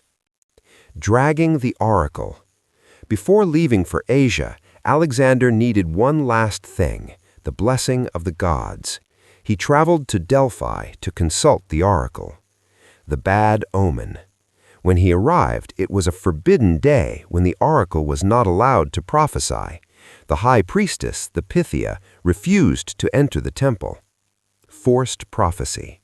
Alexander had no patience for religious calendars. He physically grabbed the priestess and dragged her toward the temple shrine. Terrified by his violence, the woman screamed, "You are invincible, my son." The loophole. Alexander immediately let her go and said, "That is all the prophecy I need." He took her cry of fear as a divine declaration.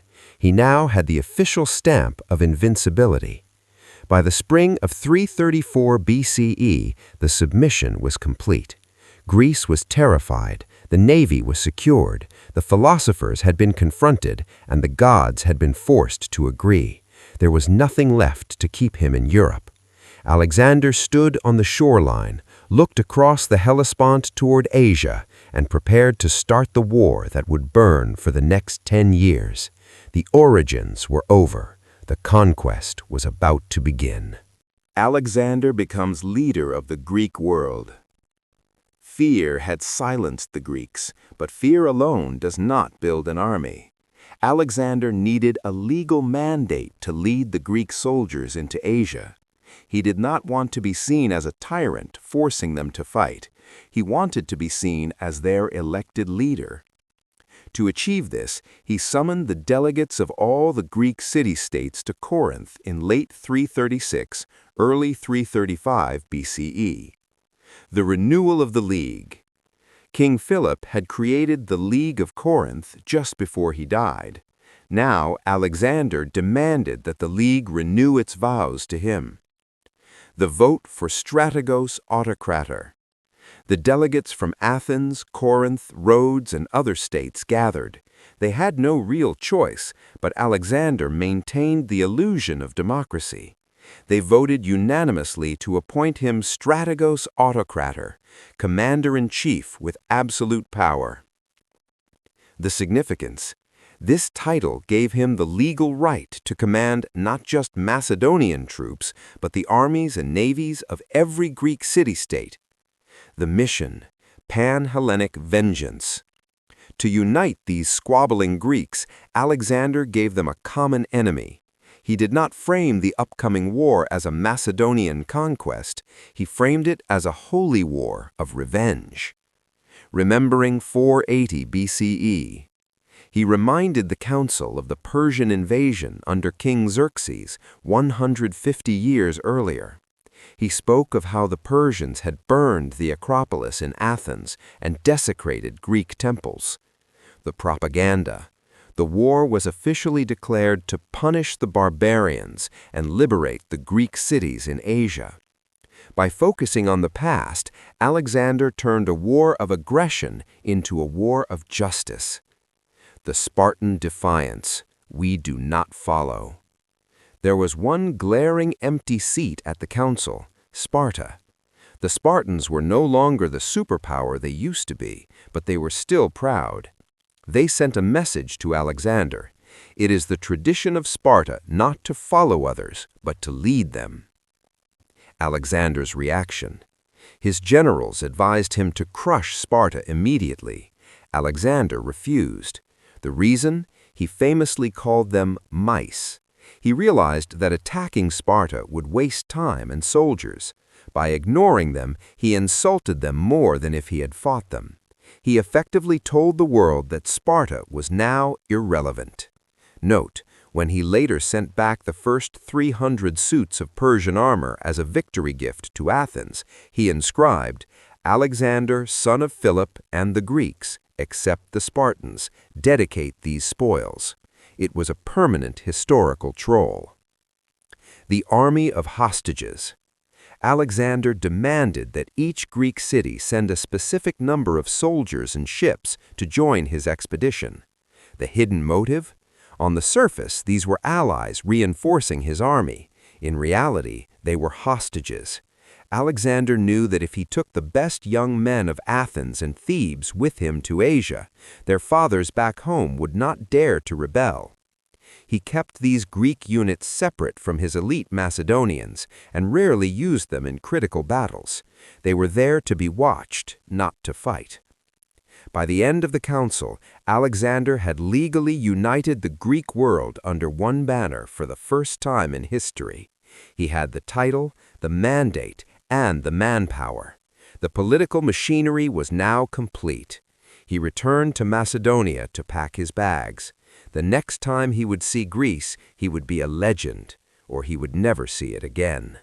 The West was secured, the East awaited. The inherited dream, war against Persia. Alexander did not invent the idea of invading Persia. He inherited it along with his crown. However, there was a fundamental difference between the father's dream and the son's reality. For King Philip II, the war was a calculated political move. For Alexander, it was a destiny that had no finish line. King Philip II had planned this war for decades, but his goals were limited. Philip's plan, he intended to liberate the Greek cities on the coast of Asia Minor, modern Turkey. He wanted to turn the Aegean Sea into a Macedonian lake. He likely planned to take the coastline and stop there. Alexander's plan, Alexander threw away the brakes. He had no intention of stopping at the coast. He famously stated he would not just defeat the Persian king, but become the great king himself. He transformed a border war into a war of total conquest. The forgotten advance force. Most people think the war started when Alexander crossed the sea. In reality, the war had already begun, and it was going badly. Parmenian's struggle. 2 years ago, Philip had sent his general Parmenion with 10,000 men across the water to establish a basehead. The situation, after Philip's assassination, the Persians realized Macedonia was in chaos. A brilliant Greek mercenary working for Persia, Memnon of Rhodes, had pushed Parmenian's forces back. When Alexander took charge, his invasion force was already trapped and losing ground in Asia. He wasn't just starting a war, he was rescuing a failing one. The economic necessity, conquer or starve. We often view Alexander's invasion as a quest for glory, but it was also a quest for cash. Macedonia was technically bankrupt. The balance sheet? Debt. Alexander owed 500 talents to creditors. Cash on hand? He had only 60 talents in the treasury. Supplies? The army had food for only 30 days. The reality was brutal. If Alexander stayed in Europe, his kingdom would collapse under debt. He had to invade Persia because the Persian Empire held 60% of the world's gold. The only way to pay his army was to steal the enemy's treasury. It was a do-or-die economic gamble. The scale of the enemy. To understand the audacity of this dream, one must look at the map. Macedonia, a roughly 20,000 square mile kingdom. Persia, a 2 million square mile empire stretching from Egypt to India. The Persian king, Darius III, could field an army 5 times larger than Alexander's. He had unlimited gold, a massive navy, and thousands of chariots. To the rest of the world, Alexander looked like a lunatic attacking an elephant with a needle. But Alexander knew something they didn't. The elephant was old, slow, and divided. The dream was not a fantasy, it was a necessity. Alexander stood at the edge of Europe with an empty bank account, a starving army, and a plan that defied logic. He wasn't just inheriting his father's war, he was betting his entire existence on a single roll of the dice. If he won, he would own the world. If he lost, Macedonia would cease to exist. Preparing for the impossible war. In the spring of 334 BCE, the preparations were finalized. Alexander did not gather a massive horde like the Persians. He gathered a surgical instrument. Every unit, every weapon, and every man was chosen for a specific purpose. He wasn't just bringing an army, he was bringing a moving city of experts. The anatomy of the army. Alexander's force was relatively small, approximately 43,000 infantry and 5,500 cavalry, but its strength lay in its diversity. It was the first combined arms army in history. The phalanx, the anvil. The core was the 12,000 Macedonian foot soldiers armed with the 18-foot Sarissa pike. Their job was to hold the enemy line and push them back. The hypaspists, the shield bearers. These were elite commandos. Unlike the slow phalanx, they were fast, flexible, and heavily armored. They connected the slow infantry to the fast cavalry, ensuring the line never broke. The specialists. Alexander hired the best killers from specific regions. The Agrianians, elite javelin throwers from the northern tribes. They were crucial for mountain warfare.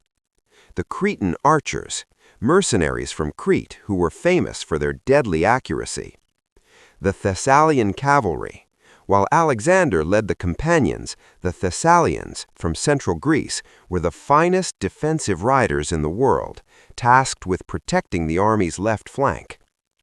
The brain trust, science on the march.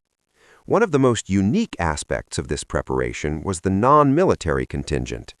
Alexander treated this invasion as a scientific expedition. The bimatists. He brought a team of surveyors called bimatists, step counters. Their sole job was to count every step the army took to map the Asian continent accurately. Their data was so precise that modern geographers still use it to locate ancient cities. The historians and botanists. He brought his official historian, Callisthenes, nephew of Aristotle, to write the deeds of the war. He also brought botanists and zoologists to collect samples of strange Asian plants and animals to send back to Aristotle. It was a war of curiosity as much as conquest. Securing the back door. The hardest part of preparation was deciding who to leave behind. Antipater, the regent of Europe. Alexander could not be in two places at once. He appointed the 60-year-old general Antipater as the regent of Macedonia and Greece. The job: Antipater was given 12,000 foot soldiers and 1,500 cavalry to keep the rebellious Greeks, especially Sparta, in check. Alexander effectively told him, "I will handle Asia. You make sure Europe doesn't burn down while I'm gone." The final departure. In April 334 BCE, the army marched out of Pella. They would never see their capital again. The route.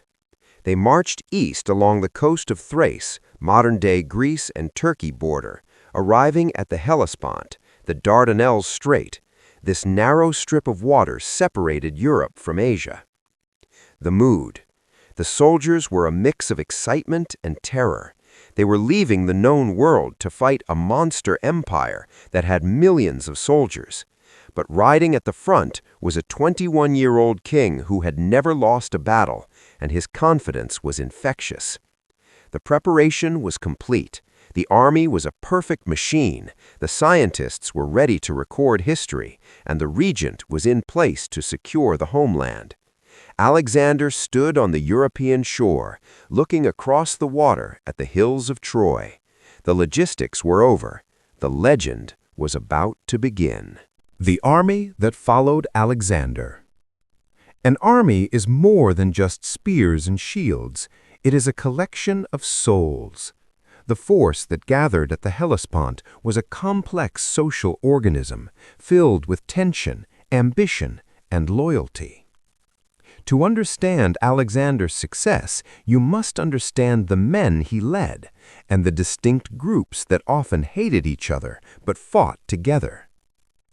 The Old Guard, Philip's veterans. The backbone of the army was not loyal to Alexander. They were loyal to his dead father. These were men in their 50s and 60s, hardened by decades of war under King Philip. Parmenion, the second king. At the top stood Parmenion, the old general who had served Philip faithfully. He was essentially a co-king. Alexander could not make a single move without Parmenion's approval, as the soldiers trusted the old man more than the young prince. The tension. Parmenion represented caution. Alexander represented risk. Their relationship was a ticking bomb, a clash between the old way of war and the new. The Black Cletus. Another key figure was Cletus the Black, the commander of the royal squadron. He had known Alexander since birth.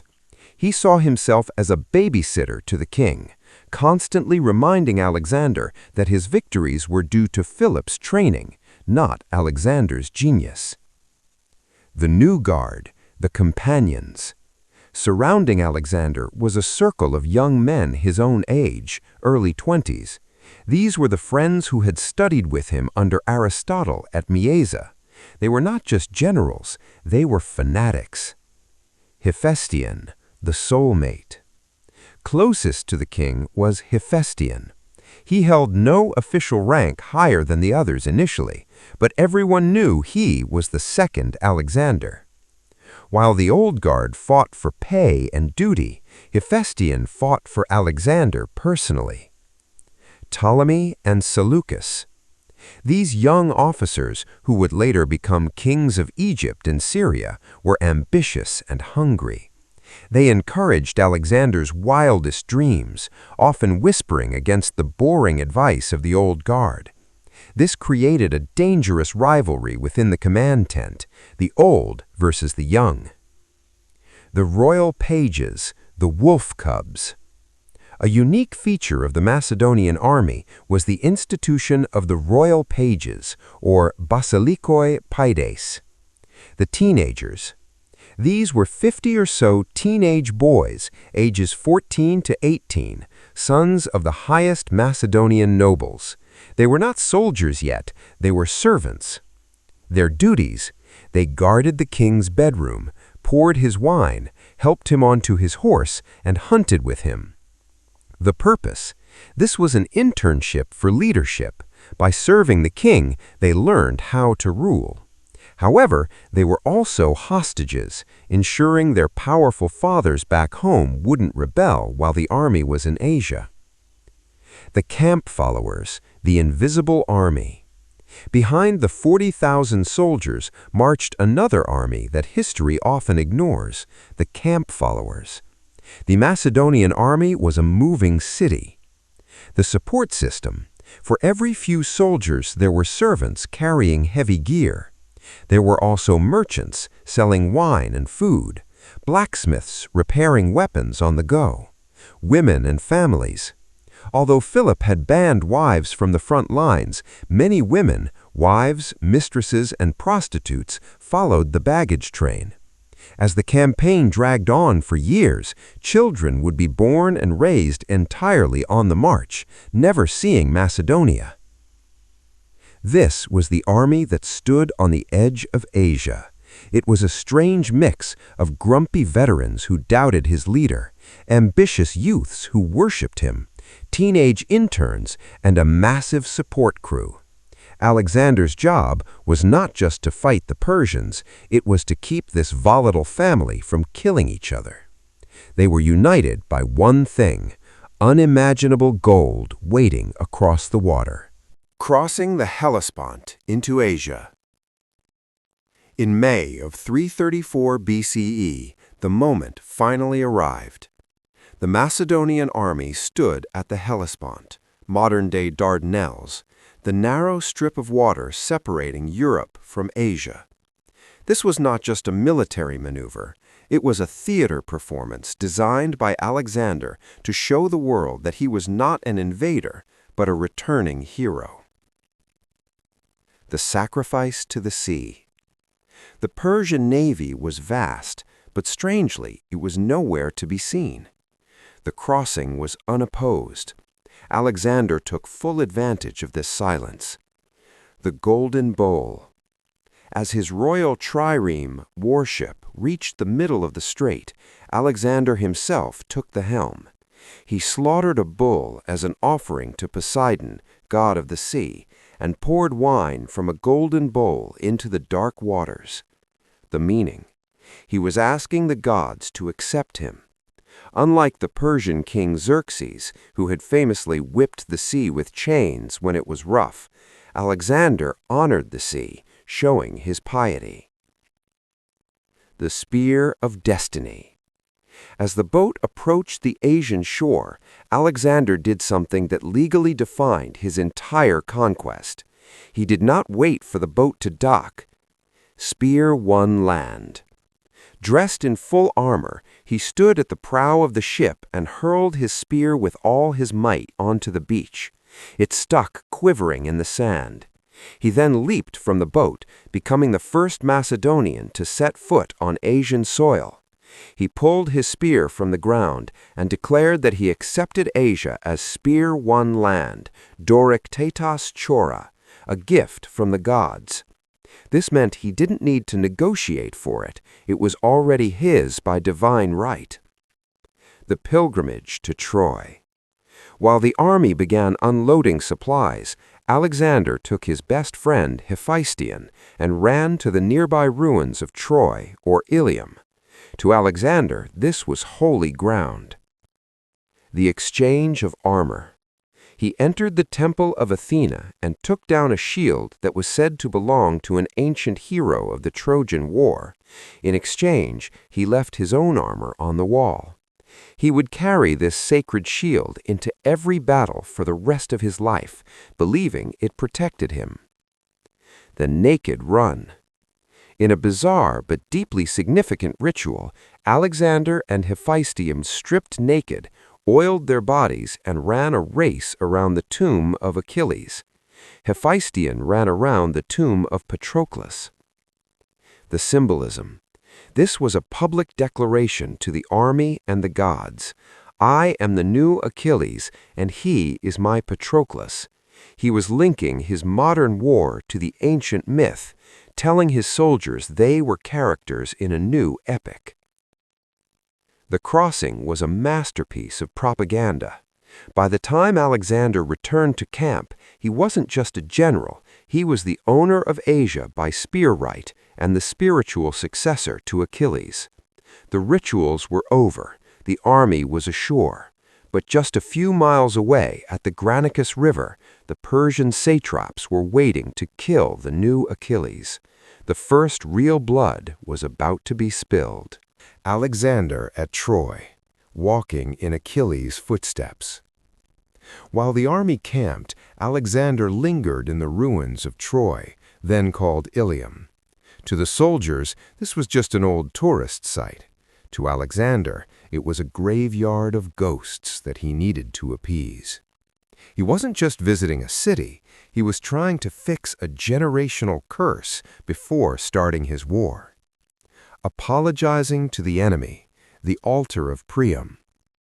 Most people worship their ancestors, but Alexander worshipped his ancestors' victim. Through his mother, Alexander was descended from Neoptolemus, the son of Achilles. In the myths, Neoptolemus had brutally murdered the old Trojan king Priam right on the altar of Zeus. The blood guilt. Alexander believed the ghost of Priam might be angry at him because of his bloodline. He feared this anger would curse his upcoming war. The ritual. Alexander went to the very altar where Priam had been killed. He offered sacrifices not to a god, but to the dead king Priam, begging his spirit to forgive the house of Neoptolemus. He wanted to enter Asia with a clean slate, ensuring that the sins of the fathers would not haunt the son. The choice of the lyre, Paris versus Achilles. During his tour, the local guides tried to impress the young king with relics of the past. This led to a famous conversation that defined Alexander's character. The instrument of the lover. The guides brought him a preserved lyre, a musical instrument, and claimed it had belonged to Paris. In the Iliad, Paris was the prince who stole Helen and spent his time making love rather than fighting. The guides asked if Alexander wanted to tune it and play. The rejection. Alexander looked at the instrument with disgust. He famously replied, "I care nothing for the lyre of Paris, which played soft songs for women. I seek only the lyre of Achilles, to which he sang the deeds of brave heroes." This was a clear message. He had no interest in romance or leisure. He was there for one thing only: glory. Resurrecting the village. The Alexander visited was not the majestic city of Homer's poems. It was a run-down, poverty-stricken village called Ilium that survived on tourism. His disappointment. His general, Parmenion, reportedly remarked on how small and unimpressive the famous stream of Scamander was. It was just a muddy creek. But Alexander saw the city with the eyes of faith, not reality. The gift of freedom. Despite its sad state, Alexander treated the village like a capital. He ordered the rebuilding of its buildings. He declared Ilium autonomous and tax-free forever. He told the villagers that their city would rise again, not because of what happened in the past, but because he had stepped foot there. Alexander's time at Troy was his final mental preparation. By rejecting Paris's lyre, he rejected softness. By sacrificing to Priam, he cleared his conscience. He left the ruins feeling spiritually charged. He was no longer just a Macedonian king. He was the protagonist of the Iliad sequel. He mounted his horse and rode south to the Granicus River, where the Persian satraps were finally waiting to test if the new Achilles could actually fight, or if he was just a boy obsessed with old stories. The Battle of the Granicus River. It was May 334 BCE. The vacation in Troy was over. Alexander marched his army to the banks of the Granicus River in modern-day Turkey. On the other side waited the combined armies of the Persian satraps. This was the moment of truth. If Alexander lost here, the invasion would end before it began, and he would be remembered only as a foolish boy. The Persian blunder, ignoring the expert. The Persians had a massive advantage, but they squandered it before the first arrow was fired. Memnon of Rhodes, the Greek mercenary general working for Persia, gave them brilliant advice. Do not fight Alexander. Burn the crops, destroy the villages, and retreat. Make him starve. The Persian satraps, governors, arrogant and unwilling to burn their own lands, rejected this cowardly advice. They decided to line up their cavalry on the steep riverbank and crush Alexander as he tried to cross. The argument on the bank. When Alexander arrived at the river, it was late afternoon. The water was deep, and the opposite bank was a muddy, steep cliff guarded by Persian cavalry. Parmenion's advice. The veteran general Parmenion looked at the river and said, "Sire, let us camp and cross at dawn when the enemy is unprepared. To attack now across a river against cavalry holding the high ground is suicide." Alexander's rebuttal. Alexander looked at the water and replied, "I would be ashamed if a little trickle of water like this stopped us when we cross the mighty Hellespont. We attack now." He knew that waiting would show fear. He wanted to shock the enemy with immediate aggression. The charge. Alexander as bait. Alexander did not hide. He wore a helmet with two massive white plumes, feathers, so that everyone, friend and foe, could see exactly where he was. The diagonal strike. Instead of crossing straight, which the current would push back, Alexander led his companion cavalry into the river at an angle, fighting the current. He smashed into the Persian line. It wasn't a tactical maneuver anymore. It was a brawl. The long Macedonian lances, Ziston, shattered against Persian armor, and men began fighting with broken spear shafts and swords. The moment of near death.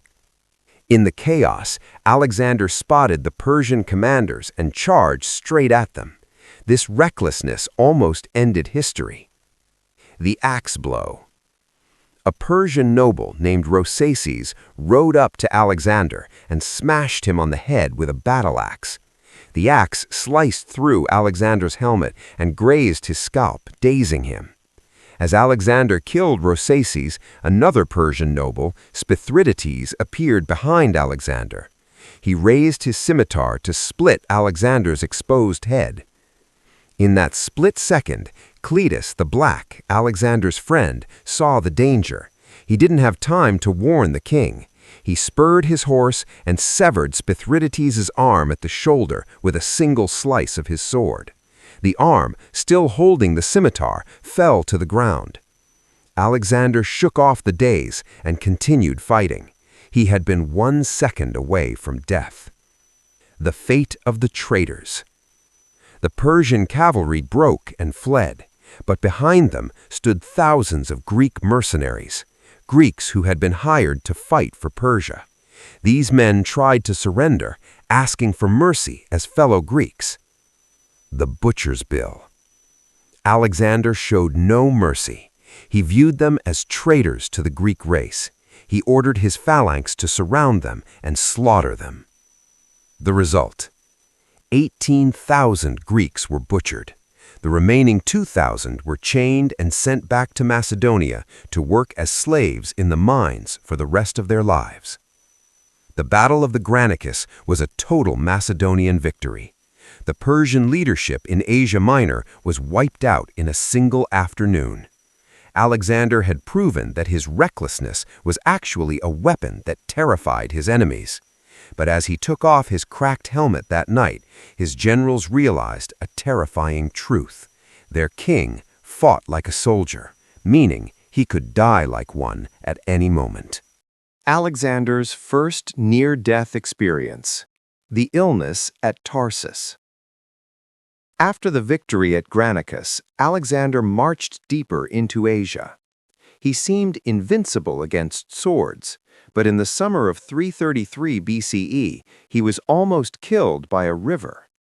The campaign came to a screeching halt in the city of Tarsus in modern-day Turkey, where the king faced an enemy he could not stab, a catastrophic fever.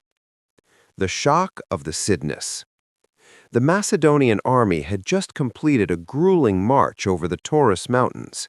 It was a scorching hot summer day. Alexander, covered in sweat and dust, arrived at the banks of the Cydnus River. The Cydnus flowed directly from the melting snows of the mountains. Its water was famously crystal clear, but freezing cold. The mistake. Ignoring the warnings of locals, Alexander stripped off his armor and plunged into the icy water to cool off. The reaction. The sudden change in temperature sent his body into thermal shock. He was pulled from the water convulsing, unable to speak, and gasping for air. Within hours, he fell into a violent fever, likely pneumonia or malaria. The panic of the army.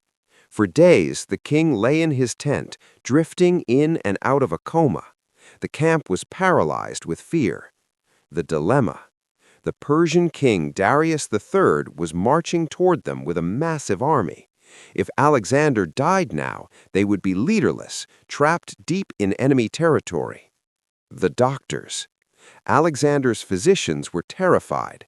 According to Macedonian law, if a doctor treated a king and the king died, the doctor would be executed. Fearing this, most doctors refused to prescribe strong medicine, preferring to wait and see. The courage of Philip the Acarnanian. Only one man stepped forward, a physician named Philip the Acarnanian, who had known Alexander since childhood. He loved Alexander like a son and decided to risk his own life to save him. Philip prepared a purgative potion, a strong, dangerous mixture intended to shock the king's system back to life. The letter and the cup. As Philip was mixing the medicine, a messenger arrived with a secret letter from the general Parmenion. The accusation. The letter warned Alexander, "Beware of Philip. I have intelligence that he has been bribed by the Persian king Darius III to poison you with this medicine." The test of trust. Alexander read the letter and hid it under his pillow. When Philip entered the tent with the cup of medicine, Alexander did not hesitate. In the simultaneous act, in one of the most dramatic moments of his life, Alexander handed the letter to Philip. While Philip read the accusation that he was a murderer, Alexander calmly raised the cup to his lips and drank the entire potion without taking his eyes off the doctor. The reaction. Philip read the letter in horror and threw himself on the ground, crying, "My king, trust me. The medicine will save you, not kill you." Alexander smiled and said he knew. He had handed him the letter only to show Philip that he trusted him more than he feared death. The gamble paid off. After 3 days of intense sickness, the fever broke. Alexander opened his eyes, weak but alive. The army erupted in cheers. This event proved something vital to his soldiers. Alexander possessed a psychological strength that transcended mere battlefield bravery. He had faced the prospect of assassination by his closest friend and chose to trust. He was now recovered, but time had been lost. Darius was getting closer. The biggest battle of the war was imminent. The fall of Western Asia Minor. After the shock victory at the Granicus River, the illusion of Persian invincibility was shattered. However, winning a battle in a field is different from taking walled cities. Alexander's next task was to secure the entire coastline of Asia Minor, modern Turkey, to deny the massive Persian navy any ports to dock. The domino effect, Sardis and Ephesus. News of the Granicus slaughter spread fast. The Persian governors were terrified. The surrender of Sardis. Sardis was the capital of the satrapy of Lydia and held an impenetrable citadel on a high rock. It should have taken months to capture. Instead, the commander, Mithranes, walked out and handed the keys to Alexander without a fight. The prize. Alexander seized the Lydian treasury. Suddenly, he had enough gold to pay his army for months. The liberation of Ephesus. When Alexander arrived at Ephesus, the pro-Persian tyrants had already fled. Alexander did something revolutionary here. Instead of installing a Macedonian governor, he declared that the city would be a democracy.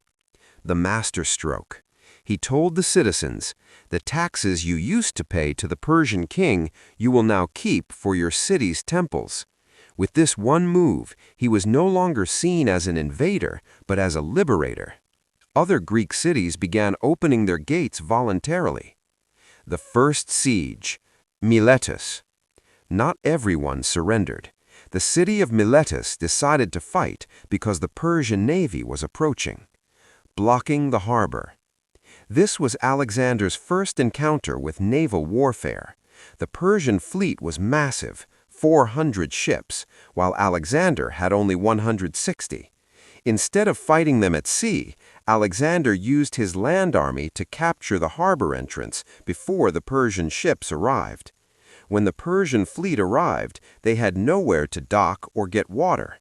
They were forced to watch helplessly from the sea while Alexander's engines smashed the city walls. Miletus fell, proving that land power could defeat sea power if used correctly. The nightmare at Halicarnassus. The real test came at Halicarnassus. Here, Alexander's old nemesis, the mercenary general Memnon of Rhodes, had fortified himself. Memnon knew he couldn't beat Alexander in the open, so he planned to bleed him dry in a siege. The War of Attrition. This was a brutal, months-long struggle. Alexander built siege towers. Memnon burned them in night raids. Alexander breached the walls. Memnon built a second brick wall behind the breach overnight. The scorched earth. Eventually, Alexander's persistence broke through. Realizing the city was lost, Memnon set the fire to the city himself and escaped by sea to the island fortress in the harbor. Alexander entered a burning city. He had won the ground, but Memnon had escaped to fight another day. The queen who adopted him, Ada of Caria. Amidst the war, a strange and touching political alliance formed. The exiled queen. Alexander met Ada, the former queen of Caria, who had been overthrown by her brother. She controlled the inland fortress of Alinda. Instead of fighting her, Alexander treated her with immense respect, calling her mother. The adoption. Charmed by the young king, Ada officially adopted Alexander as her son. The result, this gave Alexander the legal right to rule Caria not as a conqueror, but as the legitimate heir. The locals who loved Ada immediately pledged loyalty to Alexander. The food. Legend says Ada, trying to pamper her new son, sent him the best cooks and meats. Alexander politely returned them, saying his tutor Leonidas had taught him that the best cook is a night march before breakfast. By the fall of 334 BCE, the entire western coast of Asia was under Macedonian control. The Persian navy was homeless. Alexander had proven he could smash walls at Miletus, survive attrition at Halicarnassus, and win hearts with Ada. But the easy part was over. To kill the snake, he had to leave the coast and march inland into the heart of the Persian Empire, where King Darius was finally gathering his main host. Sieges, diplomacy, and ruthless decisions. After the victory at Granicus, Alexander controlled the open fields, but the Persians still held the major port cities along the coast of Turkey, Asia Minor. The Persian navy ruled the sea, and Alexander knew he couldn't cross into Syria until he neutralized this threat. This chapter showcases Alexander's transition from a battlefield commander to a strategic mastermind. The ruthless decision. Disbanding the navy, Alexander made a decision here that baffled his generals. The Persian navy was massive and experienced. Alexander's navy was small and expensive, costing 100 talents a month. The gamble. Instead of fighting a losing battle at sea, Alexander disbanded his own navy. The strategy. He declared, "I will defeat the Persian fleet from the land." The logic.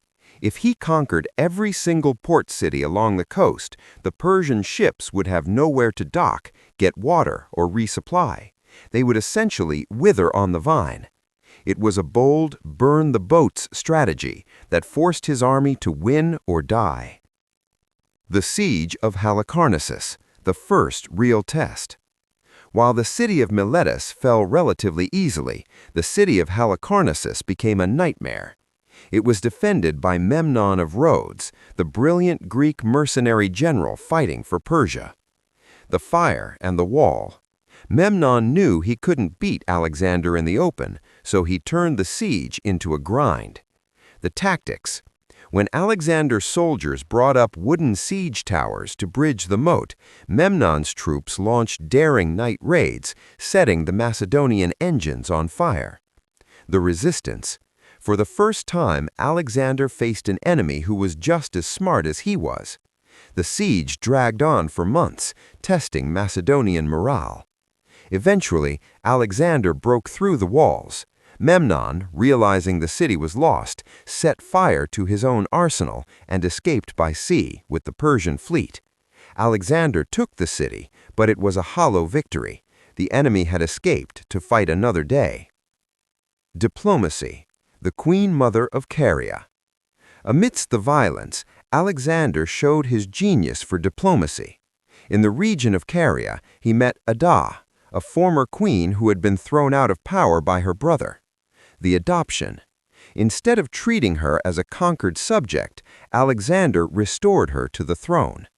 The emotional bond. In return, Queen Ada officially adopted Alexander as her son. The result? This was a masterstroke. The people of Caria, who would have fought a foreign invader, now welcomed Alexander as the lawful son of their beloved queen. He secured an entire province without shedding a drop of blood. By the winter of 334 BCE, Alexander had secured the coast. He had proven he could take walled cities and navigate complex local politics. But a new problem was rising. The escaped general Memnon was causing chaos in the Greek islands, and far to the east, King Darius was finally mobilizing the royal army. Alexander turned his eyes north toward the city of Gordium, where a legendary knot waited to be untied. Darius III and the Persian Empire at its peak. While Alexander was fighting snowstorms and mountain tribes in Turkey, a sleeping giant was waking up in Babylon. King Darius III, the ruler of the Achaemenid Empire, finally decided to deal with the Macedonian nuisance personally. To understand the magnitude of what Alexander was up against, we must look at the colossus that was Persia in 333 BCE. The warrior king, not a coward. History, written by the victors, often paints Darius III as a weakling. This is false. Before he was king, his name was Artashata, and he was a feared warrior. The champion of Caduceans. Years earlier, during a rebellion, a giant enemy warrior challenged the Persians to single combat. No one dared to step forward except Artashata. He killed the giant in hand-to-hand combat. The rise. This act of bravery earned him the respect of the nobles and eventually the throne. He was a tall, handsome man, 6 feet 6 inches, standing head and shoulders above ordinary men. He was not born a king, he had fought his way to the crown. The immortals and the war machine. Darius issued a decree mobilizing the troops from the corners of his empire, from India to Egypt. The army that gathered on the plains of Babylon was unlike anything the world had ever seen. The 10,000 immortals. The core of his army was the legendary immortals, also known as the apple bearers, because their spears had golden apples at the base. The name. They were called immortal not because they couldn't die, but because their number was always kept at exactly 10,000. If one died, another instantly replaced him. They wore terrifying masks and colorful robes, serving as the king's personal shock troops. The scythed chariots. Darius prepared a weapon designed specifically to butcher infantry, the scythed chariot. These were heavy horse-drawn carts with razor-sharp sword blades extending from the wheels. Their purpose was to drive into the enemy lines and slice the legs off soldiers like a lawnmower cutting grass. Infinite wealth, the golden advantage. The biggest difference between Alexander and Darius was money, the archery of gold. The Persian gold reserves were staggering. In the capital cities of Susa, Persepolis, and Babylon, gold dust was stored in heaps. The contrast, Alexander struggled to pay his troops day to day. Darius could afford to lose 1 million men, buy 1 million more, and still build a palace of gold. He believed he could simply bury Alexander under a mountain of mercenaries bought with this wealth. The fatal mistake, hubris. Despite his strength, Darius made a critical psychological error. He did not view this as a war for survival. He viewed it as a police action to punish a bandit. The royal procession. When Darius marched to meet Alexander, he didn't travel light. He brought his mother, Sisigambis, his wife, Statera, his children, a harem of concubines, and hundreds of wagons containing his royal furniture, wardrobe, and bath equipment. The message. By bringing his family, he was showing supreme confidence. No king brings his wife to a battlefield unless he is 100% sure he cannot lose. He treated the upcoming battle not as a fight, but as a spectator event where he would crush the mad boy and be home in time for dinner.